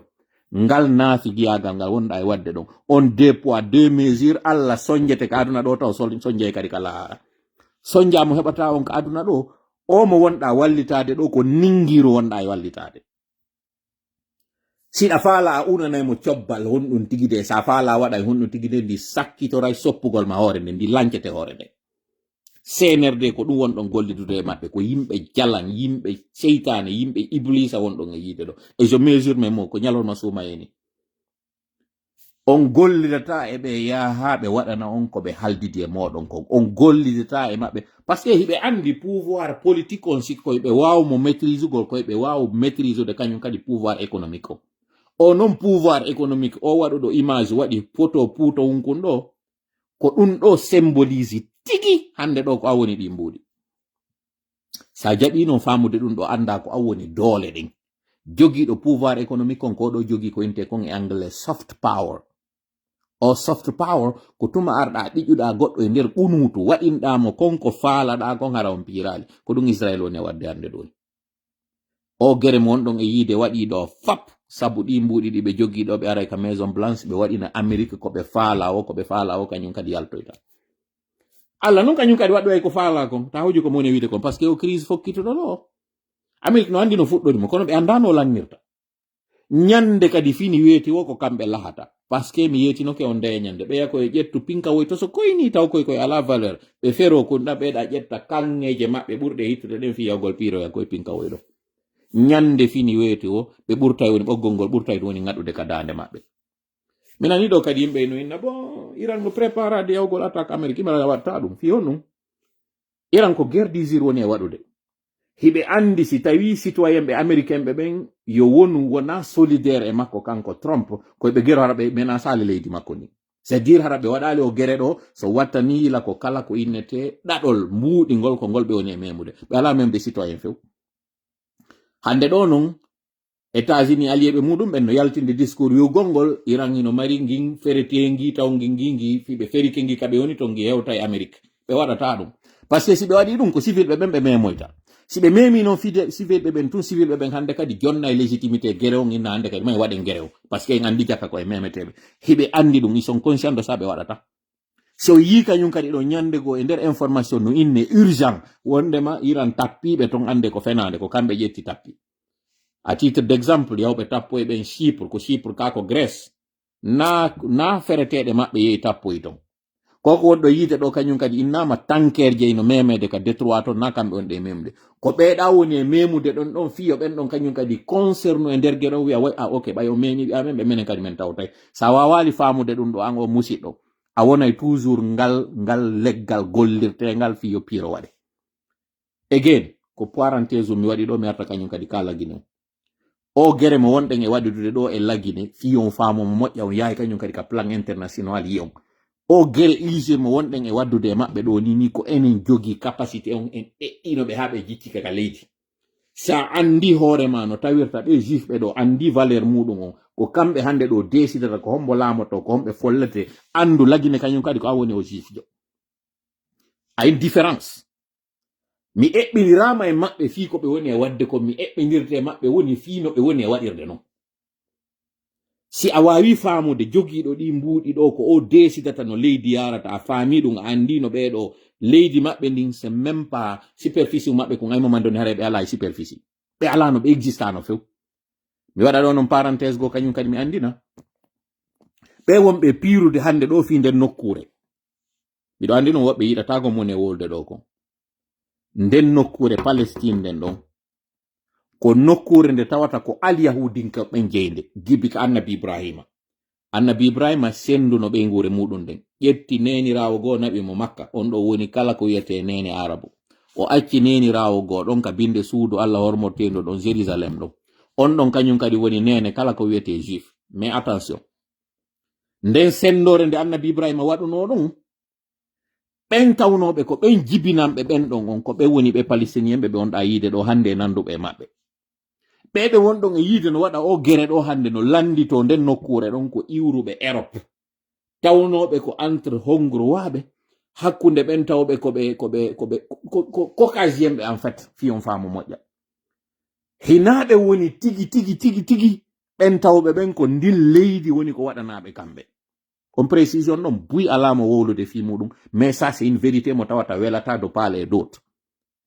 arabujo on ko sengo saudi kanko o hani wonirde jeyɓe ɓen sengo Palestine on ɗon ko juif ɓe ɓen yiɗata on welata woɓɓe ko moni e wolde ɗo ko kono ɓen juif ɓe wonɓe ɗon ko ɓen wona raɗede hande ɗo ni no wowla ɗon arabu no raɗede ka leydi maɓɓe ɓe tawata hino wi'i ko iwdi ndi woni ɗon ko ɓe woni arde ɗo yaltina ɓe wonɓe ko ɗon c'est complexe on wawa famude ɗum ɓen wonɓe wadde on gere bonna ɗo hande ko ɓen woni tawnoɓe ɓen yaltinanoma ɗo yehino kañum suɓoyike nokkugo ɓen ɓe tawata sofay tum ɓe yaha nokkugo ɓe yiɗande nokkure ko ɓen woni artude hande ɗo ina hetta e nokkure nde kum parti un ɗo sa wawali famude kum kamɓe tigi kufunoy koy hiɓe andi o gonga ɗo seede muɗum sa wowli ɓe innete kamɓe leñol maɓɓe ngol e diina maɓɓe kan no jogodiri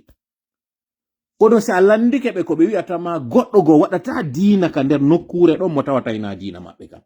ko ɗum waɗi si wonde ɓe yanana chrétien ɓe wonde ne ɓe yanana musulman ɓe alors que ndo nden nokkure ɗon ino andini nden juurete ɗon ko fiiɗin diinaji ɗon tatino nden ɗo woniri fiwo si bini noon diinaji ɗin tatine don't get me wrong fewndo annabi Ibrahima ɓay annabi Ibrahima feƴƴi o waɗuno flambeau o jonni on hikkoyo ɗon ini kon ɗon kañum kadi jokkoton toujours ko islam on continue fewndo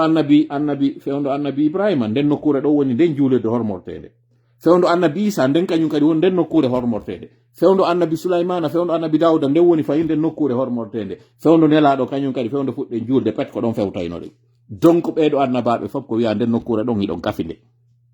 fama ɗum ɗon moƴƴa si a faami ɗum ɗon mi arta non e kum précision kun tawata ɓen tawɓe hino arde hande ɗo waɗa gere ko ɓen tawno ɓen ɓay gere ɗimmo waɗi ɓe wi ɓe faala artude ka leydi maɓɓe ɓen no ɓe woni artirde ɗon non hino tawa e maɓɓe tawɓe diine naka fes ala diina fus ɓe jokkata fus ɓe watta gere par ce que kamɓe on tigi ɓe waɗata gere asewe hiɗen andi nyande yusha waɗno gere on ha juma on naati tawi weetay bimbi wona asewe on ɓe waɗano gere ndaare noon fuɗɗode o gere ɗo ko jour hombo ɓe lanci mo fiyo yu moƴƴe andon hina diina kamɓe woni defandude en tant que tel kamɓe tigi ɓe yaltino e ka diina kam wiɓe ko ɓe waɗata ko hino anda kañum ka ndu lewru suumaye ɗo gere waɗetake e mayro ɓe andi kamɓe tagi fi ɗum ɗon o wondema ɓe waɗata ɓe hanano waɗugol gere e mayro ɗo yanana ɓe julɓe ɗo fewno kaɓe hoori ɗo malgré ça anyway ɓe waɗi ko watte ko ɗum ɗo fof ko parenthèse ji tumi woni e wadde hollugol on complexité ko woni e waɗude ɗo ko sa wawal noon famude ɗum ɗo a wonay toujours ngal diral gollitirtengal bref arten min joni e yewtere meɗen nden pendant que live on heeɓi ɗo 1h05 minutes ɓe waɗi réunion ji ɗiɗi ɗi mi faala yon andu fi muɗum mi jonnata détail ji réunion ji ɗin ha ando ko mbone jonnude lan information encore une fois no mi wiiri no réunion civile waɗi réunion militaire waɗama réunion civile on ko julaɓe ɓen fewti e banque ji ɗin inna yo ɓe wakkilo ɓe ndaara ko honno ɓe wawirta convaincude ɗi banque ji ɗo ɗi wawa kalmude épargnamɓe ɓen adduɓe ɓen mbuuɗi jonni ɓe ko honno ɓe wawirta ɓe kalmude ko waɗi noon ko banque ji ɗi revandiki inni no crise woni e yarirde ɗo ni jama on ñoññinani ke aranay men menen iɗon andide na men waɗi o probléme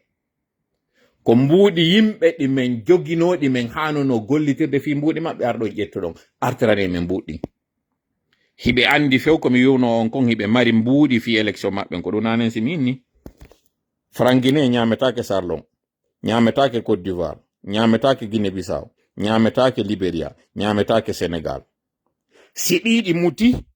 ko gotel e piiji ɗiɗi ɗi ñamama ma ɗi suuɗama ɗi suuɗa noon go hiɗi ka nder leydi ton yer heddi ɗin hiɗi suuɗa eɗi nder ton hiɗon jogi in parti ɓe jogi in parti ɓe ñami kadi in parti ko ɓe mari ɗiɗi noon ko fi propagande maɓɓe on no hewtira ɓe wawa rewde ɗon ɓe feƴƴa ko ɗum waɗi si ɓe ɓodiri ko ɓe mari ɗiɗi ko fi si tawi ngaɗi net no ɓe wawa yoɓirde fonctionnaire ko ɓe mari ɗiɗi ko fi no ɓe yaha ɓe waɗira gere en d'autres termes ko ɓe mari ɗiɗi ko fi haaji maɓɓe ko mbuuɗi mon noon koy kono noon andi joni si jooɗoto ɗon fanko accida ɓe mbuuɗi moɗon nde ɓe yiltoɓe piira on ɗi ma ɓe piya on fi majji ɗum ɗon ko onon andi hande kadi so jaɓay ɗum min noon tola mi wi ça ne passera pas ça ne marchera pas c'est inacceptable mi wawra cette partie là en français concernant cette crise de liquidité j'invite ceux qui vont couper les portions de mon live pour que ce que je donnerai là comme message soit accessible à tout le monde. En 2023, il y a eu cette histoire de réquisition d'argent, réquisition des banques. Cette fameuse histoire de 600 millions, si je ne m'abuse, ou 500 millions. À l'époque, le CNRD avait réclamé comme une sorte de rançon à la communauté internationale une facture de 600 millions pour organiser les élections. Et ce fut d'ailleurs leur argument pour ne pas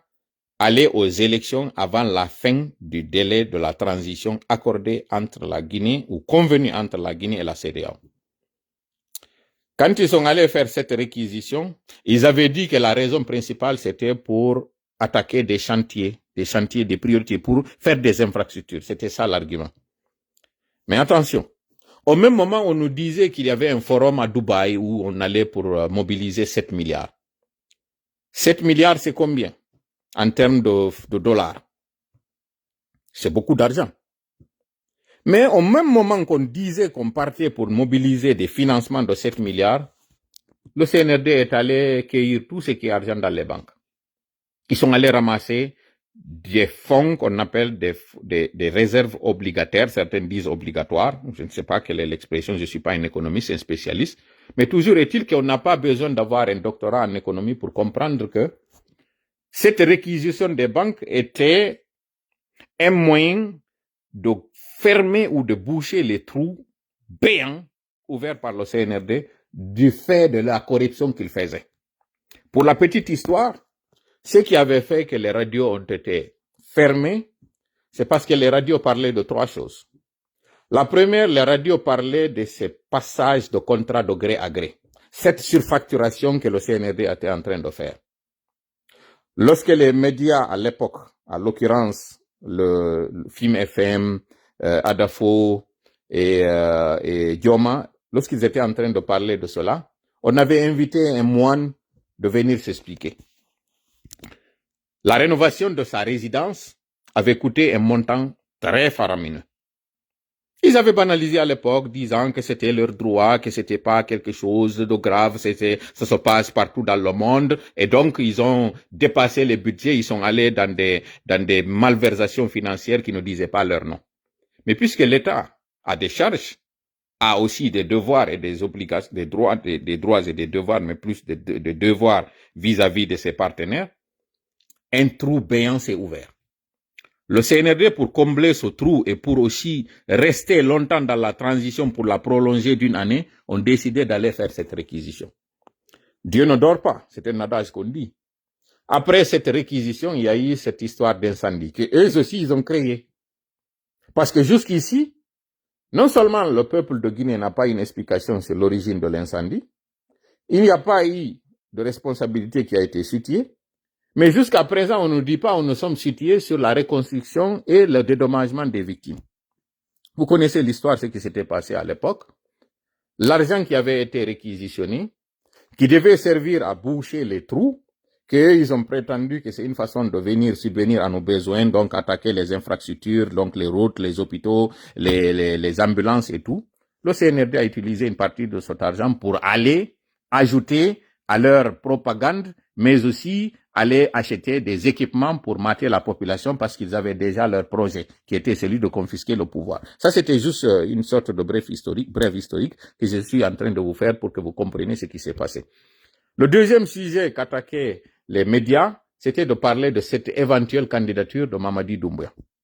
Le troisième sujet, c'était ces violations de droits de l'homme, les arrestations arbitraires, les kidnappings, les disparitions forcées. Voilà les trois sujets que ces médias étaient en train de toucher, et cela ne plaisait pas au CNRD. Le CNRD ayant décidé d'instaurer une dictature qui ne dit pas son nom et de bafouer les droits de l'homme, ont décidé de fermer ces médias, ce qui a été encore un autre pas vers la confiscation du pouvoir et vers les atteintes de droits de l'homme. Ça, c'est juste l'historique que nous sommes en train de continuer de faire. Nous étions en 2023, 2024 est venu, l'année à laquelle devait s'arrêter cette transition, le CNRD ne l'a pas fait. Au contraire, le CNRD a augmenté dans sa répression contre les opposants, contre tout ce qui était voix dissonante, et entre-temps, l'économie de la Guinée était en train de mourir à petit feu. Nous sommes en 2025. Le CNRD n'a toujours pas payé sa dette, a continué dans sa forfaiture, a continué dans son achat de conscience. Le peu d'argent qu'ils ont eu, parce qu'ils ont entre-temps retardé la montre jusqu'à lancer ce projet Simandou, où ils ont encore fait ce lancement à tambour et à trompette et à coup de communication, où ils ont fait croire à tout le monde que tout va bien. Et aujourd'hui, nous sommes là. Première année après le lancement de ce projet, un pays qu'on dit qu'il a le plus grand, le méga projet du monde, il n'y a pas de liquidité. Où est passé l'argent? Le message qu'il faut donner aux Guinéens, c'est que c'est votre argent. Nous nous rappelons très bien du passage d'un journaliste, même si aujourd'hui il a changé de camp, il est allé du côté du CNRD, Abakar Diallo, qui avait posé la question à l'époque, lorsque certains moines étaient venus à leur antenne pour expliquer le bien fondé du projet et rassurer. Nous nous rappelons très bien de cette question, il avait dit, est-ce que vous avez expliqué aux épargnants les conséquences ou les impacts de cette opération, que vous dites que c'est une opération normale, ce qui est vrai, c'est une opération, ça se fait dans les pays où quand on a fait des prêts, et là encore, il faut faire une autre pause. C'est que le CNRD a fait d'abord comment ça s'appelle ça, des bons de trésor. Ils ont fait aussi tout ce que vous avez, comment ils appellent ça, les opérations où ils font j'ai oublié les termes en ce moment, là, les termes m'échappent, mais en tout cas, c'était pour avoir de l'argent auprès de financiers ordinaires, comme vous et moi. Ils avaient fait à l'époque des bons de trésor, je ne sais pas comment ça s'appelle, là, je suis en train de perdre un peu les expressions à l'époque, comment ça s'appelait. En tout cas, il y avait un à courte échéance, le deuxième était à plus longue échéance. C'est après avoir épuisé toutes ces options toutes ces possibilités d'avoir de l'argent que le CNRD a décidé d'aller réquisitionner. Tout cela, c'est pour vous dire combien de fois, depuis combien de temps le CNRD était en train des emprunts obligataires. Voilà, c'est pas ça, mais il y a une autre expression. C'est quand ils avaient vendu le garage gouvernement, ils ont fait une opération qui consistait à vendre. C'est des bons de trésor, c'est ça s'appelle des bons de trésor. Je pense pas si je me suis trompé, mais en tout cas, c'est pour vous dire combien de fois ce trou béant, depuis quand le CNRD était en train de le creuser, depuis quand la plaie était en train d'être entretenue et qu'elle était en train de pourrir. Donc, ne soyez pas étonnés aujourd'hui que nous soyons dans cette situation aujourd'hui. C'est pas un étonnement. Ce qui est étonnant, c'est que vous soyez étonnés de voir que nous sommes dans cette situation aujourd'hui. C'est ce qui est étonnant. Parce qu'on n'a pas besoin d'avoir un doctorat, comme j'ai dit encore une fois, en économie pour savoir que la Guinée allait droit vers le mur et que c'était la banqueroute qui était en train de se dessiner. Et nous sommes déjà maintenant, on est maintenant dans cette banqueroute. Des deux choses l'une. Que le CNRD reconnaisse qu'ils ont détourné de l'argent et qu'ils assument les conséquences de celui qui a détourné l'argent, ou qu'ils reconnaissent qu'ils ont gardé de l'argent par devers eux pour faire face à leur prochaine mascarade, parce que c'est ce qu'ils ont fait. Curieusement, il y a crise de liquidité jusqu'à ce qu'ils approchent à une échéance. La liquidité sort, on voit de l'argent à flot, où on distribue des maisons, on distribue des voitures, et on donne par-ci, par-là, on déplace. Lorsqu'ils étaient en train de faire leur fameuse campagne, c'était toute l'administration qui déménageait. Ils ont fait comment ils ont appelé ça, c'était des immersions, ils ont fait des immersions à Cancan, ils ont fait des immersions à Bokeh, ils ont fait des immersions à Mamou, un peu partout. Et partout où ils allaient, c'était les frais du contribuable. C'était l'argent des épargnants que vous êtes qu'ils étaient en train d'utiliser. Et nous sommes aujourd'hui en train, nous payer les conséquences pendant qu'eux, ils sont en train d'être tout bonnement assis confortablement quelque part à nous raconter du charabia. Vous avez suivi la sortie d'un des leurs qui nous dit qu'il n'y a pas de crise de liquidité, il n'y a que de prise de billets. Il a raison qu'ils ont les billets. Il a raison qu'ils ont fait venir des conteneurs d'argent et il a raison qu'ils projettent encore de faire venir d'autres conteneurs d'argent. Mais c'est la planche à billets. Peuple de Guinée, citoyens et citoyennes de la Guinée. Le CNRD veut se foutre de nous encore une fois comme ils ont fait jusqu'ici. Le CNRD veut nous ramener à l'époque ou aux pratiques du premier régime, où on nous disait en attendant l'arrivée du bateau. C'est une chanson, hein. Ce n'est pas du nouveau. Le CNRD est en train de recycler ce que le premier régime, le régime de Sékou nous a fait.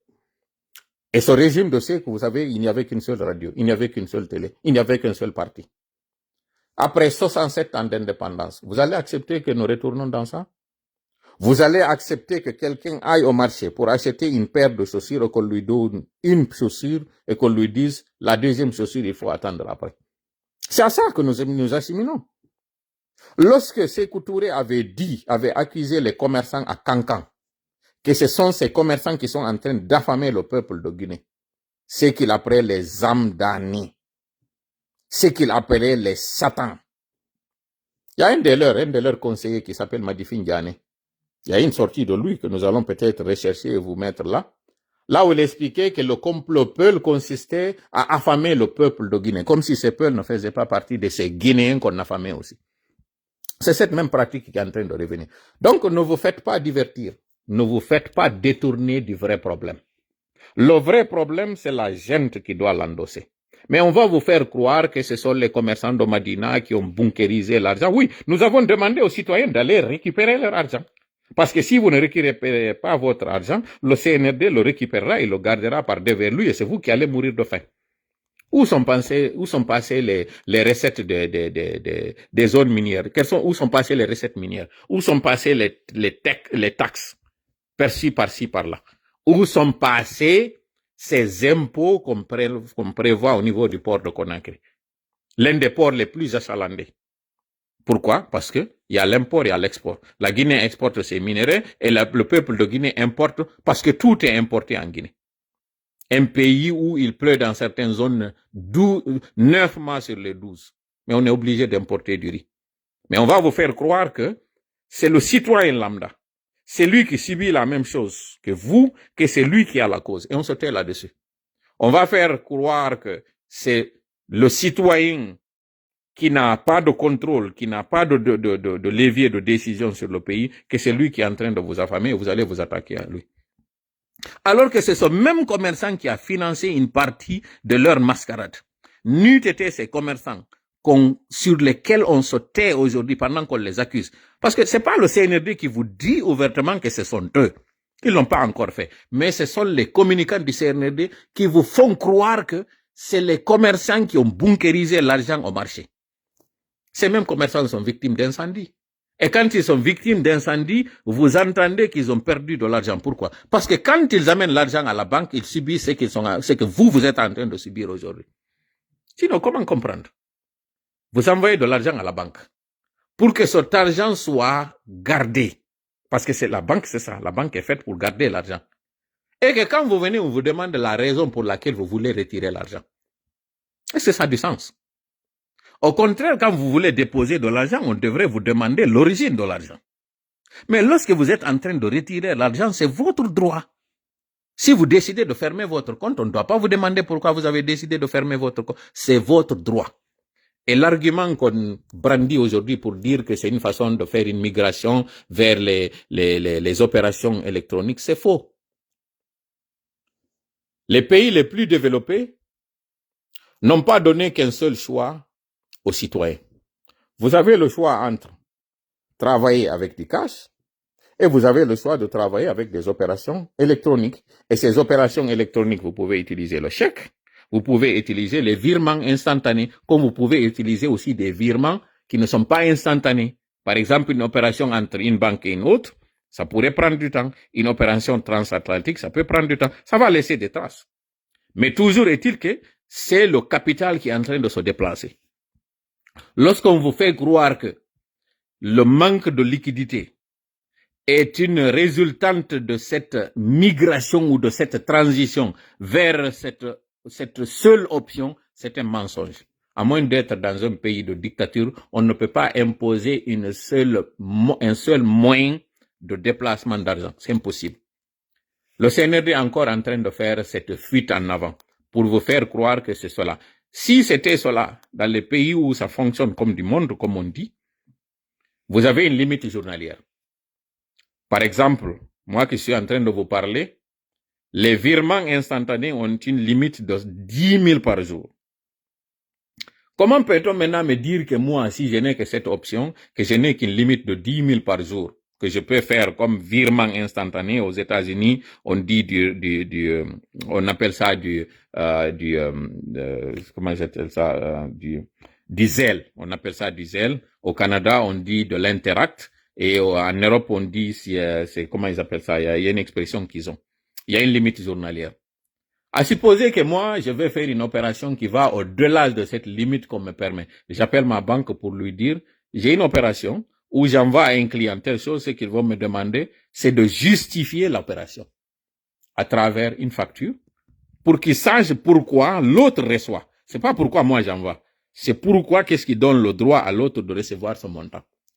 Pour éviter qu'il y ait du blanchiment d'argent ou que je sois en train de financer une opération illégale. C'est tout. C'est tout ce qu'ils veulent savoir. Donc cet argument ne tient pas.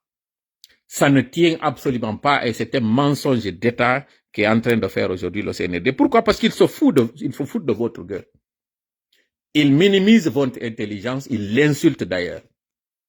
Le fait de vous dire qu'on vous impose une seule option, c'est de la dictature. Ça ne fonctionne, aucun pays au monde n'a donné qu'une seule option à ses citoyens. C'est impossible.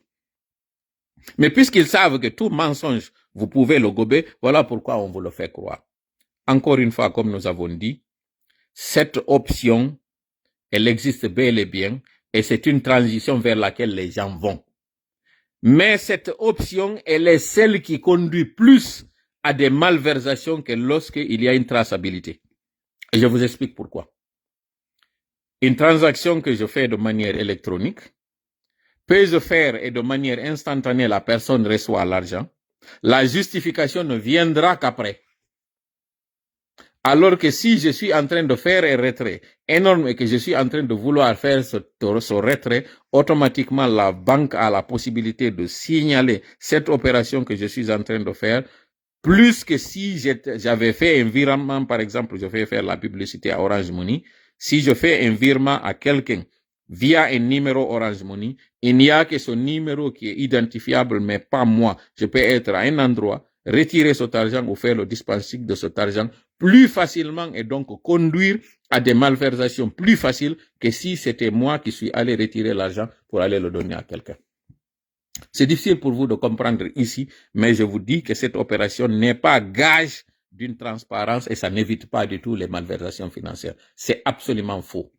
Parce que comme j'ai dit, son opération, c'est l'instantanéité. Et cette instantanéité fait que dès que j'envoie l'argent et que l'autre reçoit l'argent, automatiquement la personne peut retirer l'argent et aller faire ce qu'elle veut faire, bien ou mauvais, mais elle va le faire facilement. Donc, ce n'est pas une façon d'éviter qu'il y ait de malversation. Ça n'a aucune espèce de sens.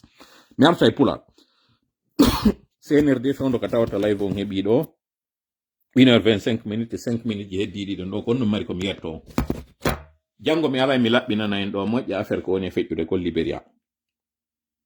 Parce que Liberia do kanyum kadi CNRD no fokkintini do goddum. On foppo yi do gere wadu do hakkunde mabbe mi signala do non e yi ka fuddo dele yontere men kanene ministre Kibou Kamara hetti. Mi commentali film on n'a pas partagé. Pourquoi? Parce que comme j'ai dit, mi volanta on goddo mi yiltito mi wada contraire mudum o. Mi anda circonstance dum be hettori non. Mi weltike ko tawata be hettike kon. Kambe jiwo mabbe on. Kono gibi yimbe fuddi mutude hetto ko be do taw hebiden. Sek Sako na makande on Abdul Sako e yino hettori non ko yewti en kon yi kanyum kadi Maître Traoré kanyum kadi no hettori non dido fop e yidi ko nadu woni important ko fala yaltitide kon do e ko fetti kon kanyene fretibu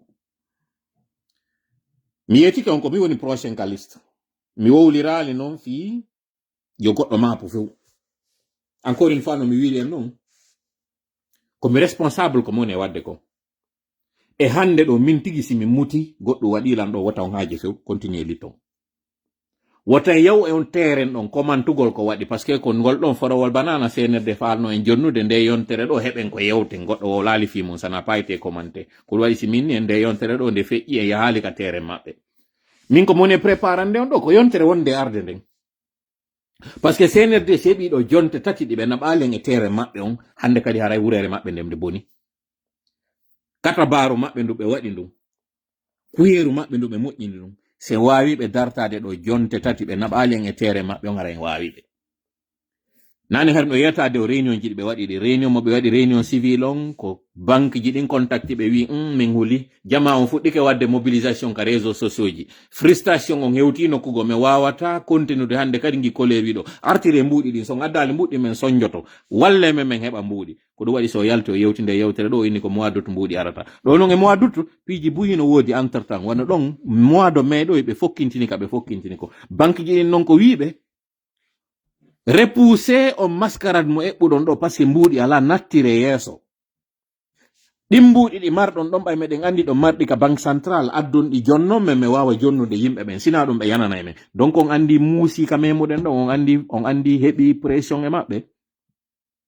CNRD wiibe wata wadde dum sina repousse ko information mi woni on e jonnude do hibe yewtude fewn do ni éventualité repousse gol dum no fino be wawa repousse de dum non ko maabe créer tension ji koko on don e yide do no feƴƴude Liberia ko une pierre 3 ko CNRD fokkintini don CNRD no fala mobiliser de ko don deuxième réunion on no wadi kambe soribe ben CNRD fala mobiliser de peuple de Guinée on wi'a e woni agressé Sierra Leone agressé en be repoussi Liberia kanyum kadi fokkiti agressé gollon donc sabu jawle meden den ko dum do woni justifié ko non be yawno be sodoyde blendeje be inna en do non ko do no yoton andon nafa ko men équipe arme mede on parce que be do fu sabu simando be falarde be yana e mede be wada dum do ka hoore modon be inna ko Liberia woni ko ari agressé jango mi ara mi labbina nay moƴƴa on affaire don mi fudda non ka fuddode mi durtana e nga hewta do mi holla on ko honno hay PV livrira ko honno o yaltino yaado ka kaso yaltinira to mo be inni on padre no finance dem jango ngal day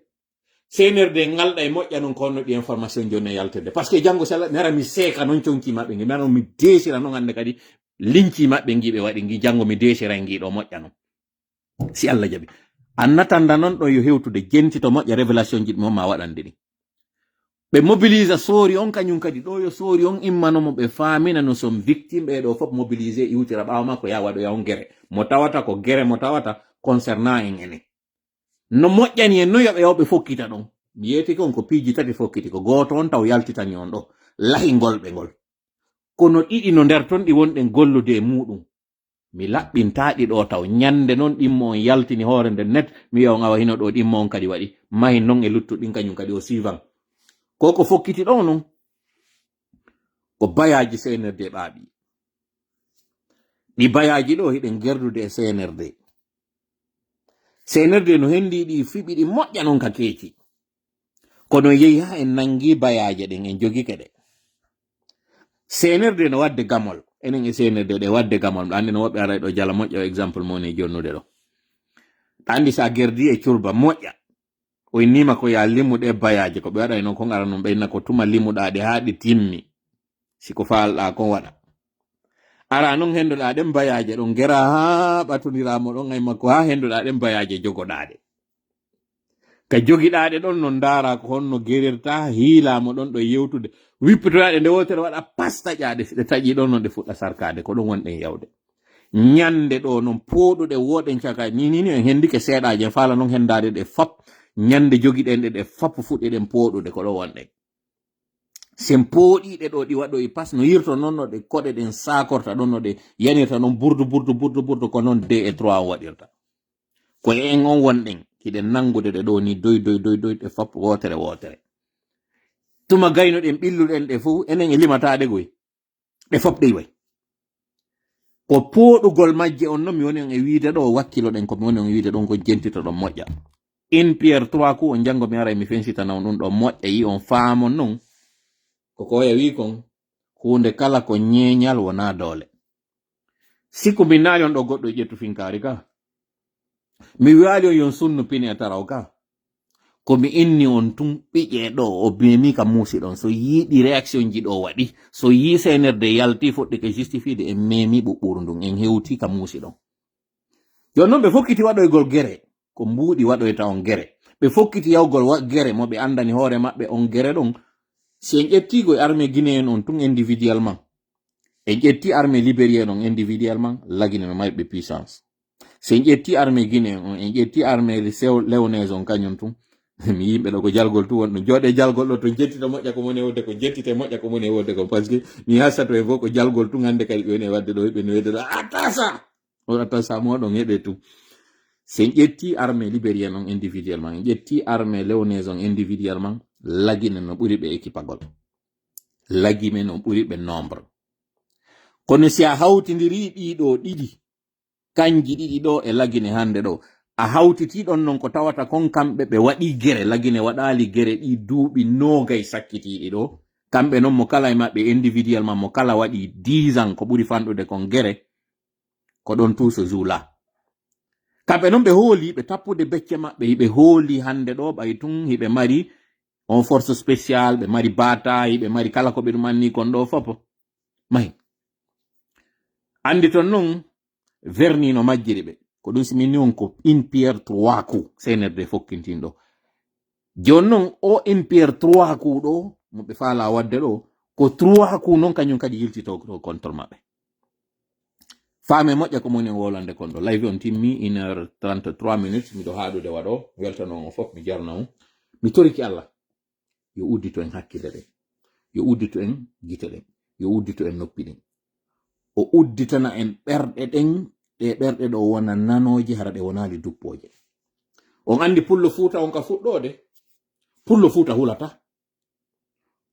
pullo fuuta koyo herso pullo fuuta jiñata koyo welto hande noon pullo mo mi reni on ko on jiñowo ko on hulowo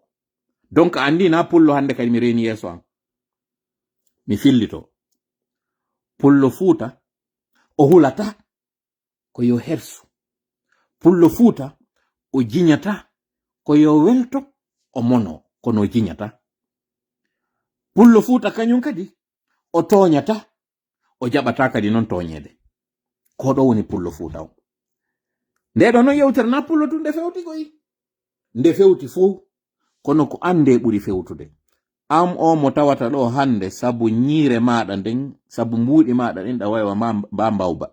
ko wari mba ko sabu ñiire mabba mi yi'a o be boje no commenti ɗo message donc mi ndiyara hayfanimo ɗo mi yi commenteji goy no feƴƴa ɗo ka windi o be boje ɗo mi wawal jangude kono ara windi ton kono simoka live ga yo andi en kono hara si hayfanimo mi ñoggino yewtere nde ko toɓɓe ɗiɗi hande tusuɗen ɗo e tammere nden tawde en ɓaƴƴinde ɗum en yewti fi carburant on kon to fewndi ka aduna mi waɗa ni on ɗo ngo mbodo ngo yiwɗon ɗo États-Unis litre on côté Californie zone ji no ton ka tawata so négocie entre 9 et 10 dollars wiwɗen sen ƴetti minimum on 9 dollars ɗon 4,5 ko ɗum woni on gallon ɗon c'est à dire na litre goto on un gallon ko 4,5 litre c'est à dire woɓɓe inni un gallon ko 3, quelque chose min ko 4,5 mi sikki woni un gallon mi sikki de quoi qu'il en soit en tout cas carburant on ka woni ɗo o feƴƴiti ka américain ɓe wawno timbude ɗum ɗo le gere on fuɗɗi tun mi andini noon ka wari baba kon no hiwro bappa ka États-Unis fuɗɗi heɓude ɗum ɗo Europe ko ɗon heɓoyta Afrique kadi ya prépare ɗon ɓay noon ko lagine wonɗa lagine koye nder Afrique woni Afrique koye nder monde o woni ya andu carburant on sattay CNRD yaltali wowlanma ɗum ɗo carburant on kañum kadi ka tawata satti ɗon coût électricité on sattay courant on kañum kadi ɗuytoto mi yetima ɗum ɗo yo andu gibi hande ɗo préparanoɗa nden toɓɓere ɗon e yewtide toɓɓere ɗimɓere nde yewtuɗen noon sabu ɗum ɗon ko waɗi kon CNRD heɓe ɓillori hande ɗo mbuuɗi ɓe reni kañum kadi ko woni arde kon kañum kadi c'est pas bon nanen mi commentali kono mi andini en ɓe organise législative ɓe waɗi ɗum a référendum maɓɓe on ɓe sikki si ɓe waɗi on ɗon hande kadi haray ça va oui AOB boje inni oui alhamdulillah ça va mieux maintenant alhamdulillah donc ɓe andini en hay fiyat kono ɗon humpanoɗen ɓay ɓe waɗi on référendum maɓɓe ɗon ɓe adopti ɗum on ɓe sikkuno si ɓe waɗi ɗum ɗon haray lanni ɓe yeyata on organise présidentiel on e législative o ɓe waɗi présidentiel on ɓe sikki si ɓe organise on ɗon hara ɓe yalti transition bailleur de fonds internationaux ɓen tawɓe ɓen ko ɓen addata finex on ko inete kon financement extérieur ɓe yeeti ɓe si min jonnayi on mbuuɗi ko parlement men jonnata na conseil national de transition ko député ɓe tawɓe ko iwɓe peuple on ñande mi yaltinomi yewti on ɗon no yimɓe sikkuno ko sama kala min ni on CNRD yani e piège muɗum on communauté internationale on wiɓe on organise e législative ji ɗin taw si min jonna on mbuuɗi ɗum ko après kaɓe yunoɓe waɗi présidentiel maɓɓe o ko ɗolle ari joni noon ɓe ala mbuuɗi fi yawgol organise ɗum ɗon ɓe programme ɗum ɗi crise ji ɗo fo waɗi crise mondial on noon kañum kadi waɗi hande ɗo na o boxit maɓɓe yimɓe mapori na o faire maɓɓe ɗo communauté internationale o mapori hande ɗo yayi force majeure ɗiɗi wonɗon e yiide ɗo tigi projet ji ɗi wonɗo yiide ɗo goɗɗi e majji roccay ko wonɗo roccinta ɗi ko par ce que batoje ɗen ko si ɗe wawi feƴƴude détroit on ɗe wawi feƴƴude mondon ɗe ara ɗe hewta ɗe wawa yeyde ɗo hande ɗo kuuɗi projet ji ɗi anduɗon ɗo fof kuumum on ƴawi coût de tous les projets ƴawi woɓɓe ni ɗo un gallon égal à 3,78 litres merci beaucoup donc 3,78 litres rek mi corrige ɗum ɗon kamini ko aray alors c'est 4,7 litres de toutes les façons divisé ɗon ɗo et plus kañum kadi noon carburant on hino ɗuytade plus kañum kadi o yi litre on aɗa kadi no ɓurtude sattude merci beaucoup ko wiyeteɓe honto inde maɓɓe nde woni addam ɓen on commentaire ɗon pour me rectifier ko wiyeteɓe Alousein kono mi ñoƴƴay tun ɗum commentaire maɓɓe on muta konto commentaire woni encore mais c'est bizarre parce que mi ñoƴƴay tun innugol mi janggay ko ɓe windi ɗo kon le commentaire disparaît mi yiɓe ɗo nane voilà ko Alousein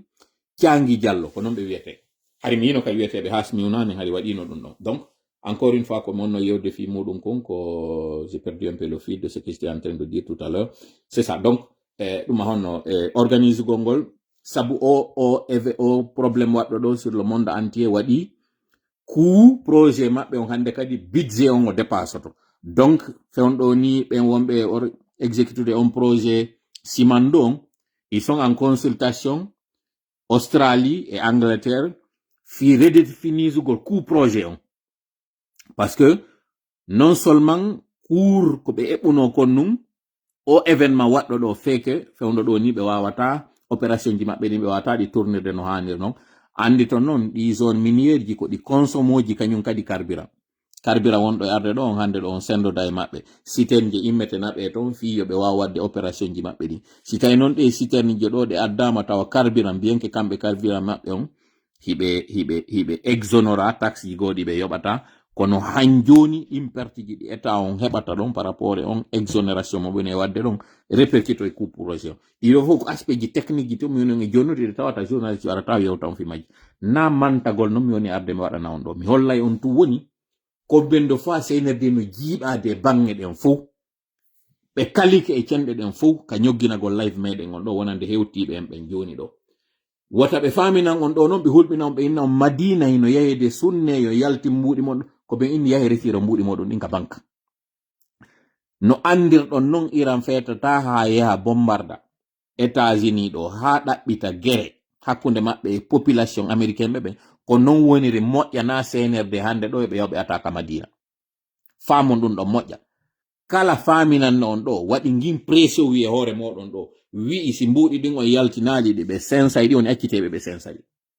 si ɓe famina koko ɓeɓɓuno neɓigoy si ɓe faminani on ɗo kañum kadi wondema ɓe yahanayi ɗi woni ka mbuɗi ɗin ka wallin ɗon ɗi ka magasin ji ko hendi ɗo wo senseɗi waɗon ɗi devise yahe yaltinoyo mbuɗi moɗon ɗin si tawi ɓe hulɓiniri on sensugol mbuɗi ɗin yahe senson ɗi waɗon devise son sensiɗi on waɗiɗi devise vous n'avez aucun problème ko jogagol hande foron guinéen on ɗo ko ɗum ɗon marɗon probléme je répète encore une fois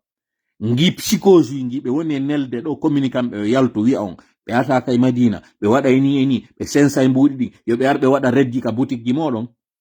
yaltino e mbuɗi moɗon ɗin senson ɗi vous avez réglé le problème ñande ɓe feeti ɗo ha ɓe yahani on madina ɗon e hoore ka ɓe ɓillini on ɗo kon fof ɓe yahani on ɗo ko kamɓe ɗum ɗon attoto yannude e hoore muɗum par ce que leydi hande kannon ndi daroto woni darande heddinonde hara hande kadi alama ɓe yaɓe ittina ɗum ɗo mi wowla ɗum ɗo que ce soit entendu par tout le monde on aspect psychose mo ɓe woni e yeeyude on ɗon ɓe faminana on wondema madina yahante atakete sa e la ko kamɓe orchestre kan haala ɗon ko kamɓe yeeti ka sowndi communicant ɓe maɓɓe ɓen yoɓe yaltuɓe wowla ɗon ko ɓe woni e yaltude ɗo kadi ɓe wiya ko onon ɓe fulɓe woni e ɓillinde leydi ndin ɓay tun kamɓe ɓe suusata yaltude wowla ɗum ɗon koye ɓe longi woɓɓe go ɓe wala fi hulɓingol on yo pullo fuuta yaltu e couleur reedu hande kadi goto ɓura on goɗɗum ka leydi lagine na onon addi ka ari hiɗon jogi sonja goto on kala wiɗo on bis wi on mo mor min ko ɗum ɗo mi woniri Ba Mamadujo doctrine Ba Mamadou no duwa jannede pullo fuuta mo bantike kama ñaamo fenko mo kanano wiinamo hoore nden fanni manti on heɓali o mentalité si woni ngene onon ko yon dogo woni onon ko raƴeteɓe ko yon dogoɓe tun ko on dogo o wonay ɗin caapali hande kadi caapin sasinteɗi kadi hammiri o on wona yoruɓe yitere suusuɓe reedu wota goto hulɓin on ɗiɗi e tati a wowlay to ɓeyda koyne mari ka bonata si ko ngim mentalité wi jogiɗa an ko an tu mari ka bonata ko an woni bonɗon taw ko an kadi ɓe arata ɓe ato bonnude on ala citoyen jo hande wonɗo lagine ɗo mo tawata ala ka bonata wota hundu fees wota goto hulɓin o onon ɗo e sifiyo goto communique on goto yaltu wowla mum fopare on nangi huɗugol onon ko hondetuma yaltoton e o couleur reedu ka wonɗon ko hondetuma iwoton ka tawata onon hiɗon hulɓini tun ɗon hulɓini tun hiɗon hulani jawdi mon ndi on daɗata acce o ɗuma ko wonɗon e soñjude ɗo non ko onon jogi économie leydi ko onon jogi pouvoir leydi ko onon jogi ka woni kon fop ɓe faminana e onon na onon jogi tori kala woni ballo men allahuma min hawrende e sawabu allahuma min en jonnidiri rendez-vous janngo mi expliquana on kon woni desuji o probléme wonɗon entre Laguine e Libéria entre Laguine e Sierra Leone en d'autres termes ko on ɗo woni ko senerde huuli kaɓe fokkiti ɗo ko wassalamu aleykum wa rahmatullahi wa barakatuh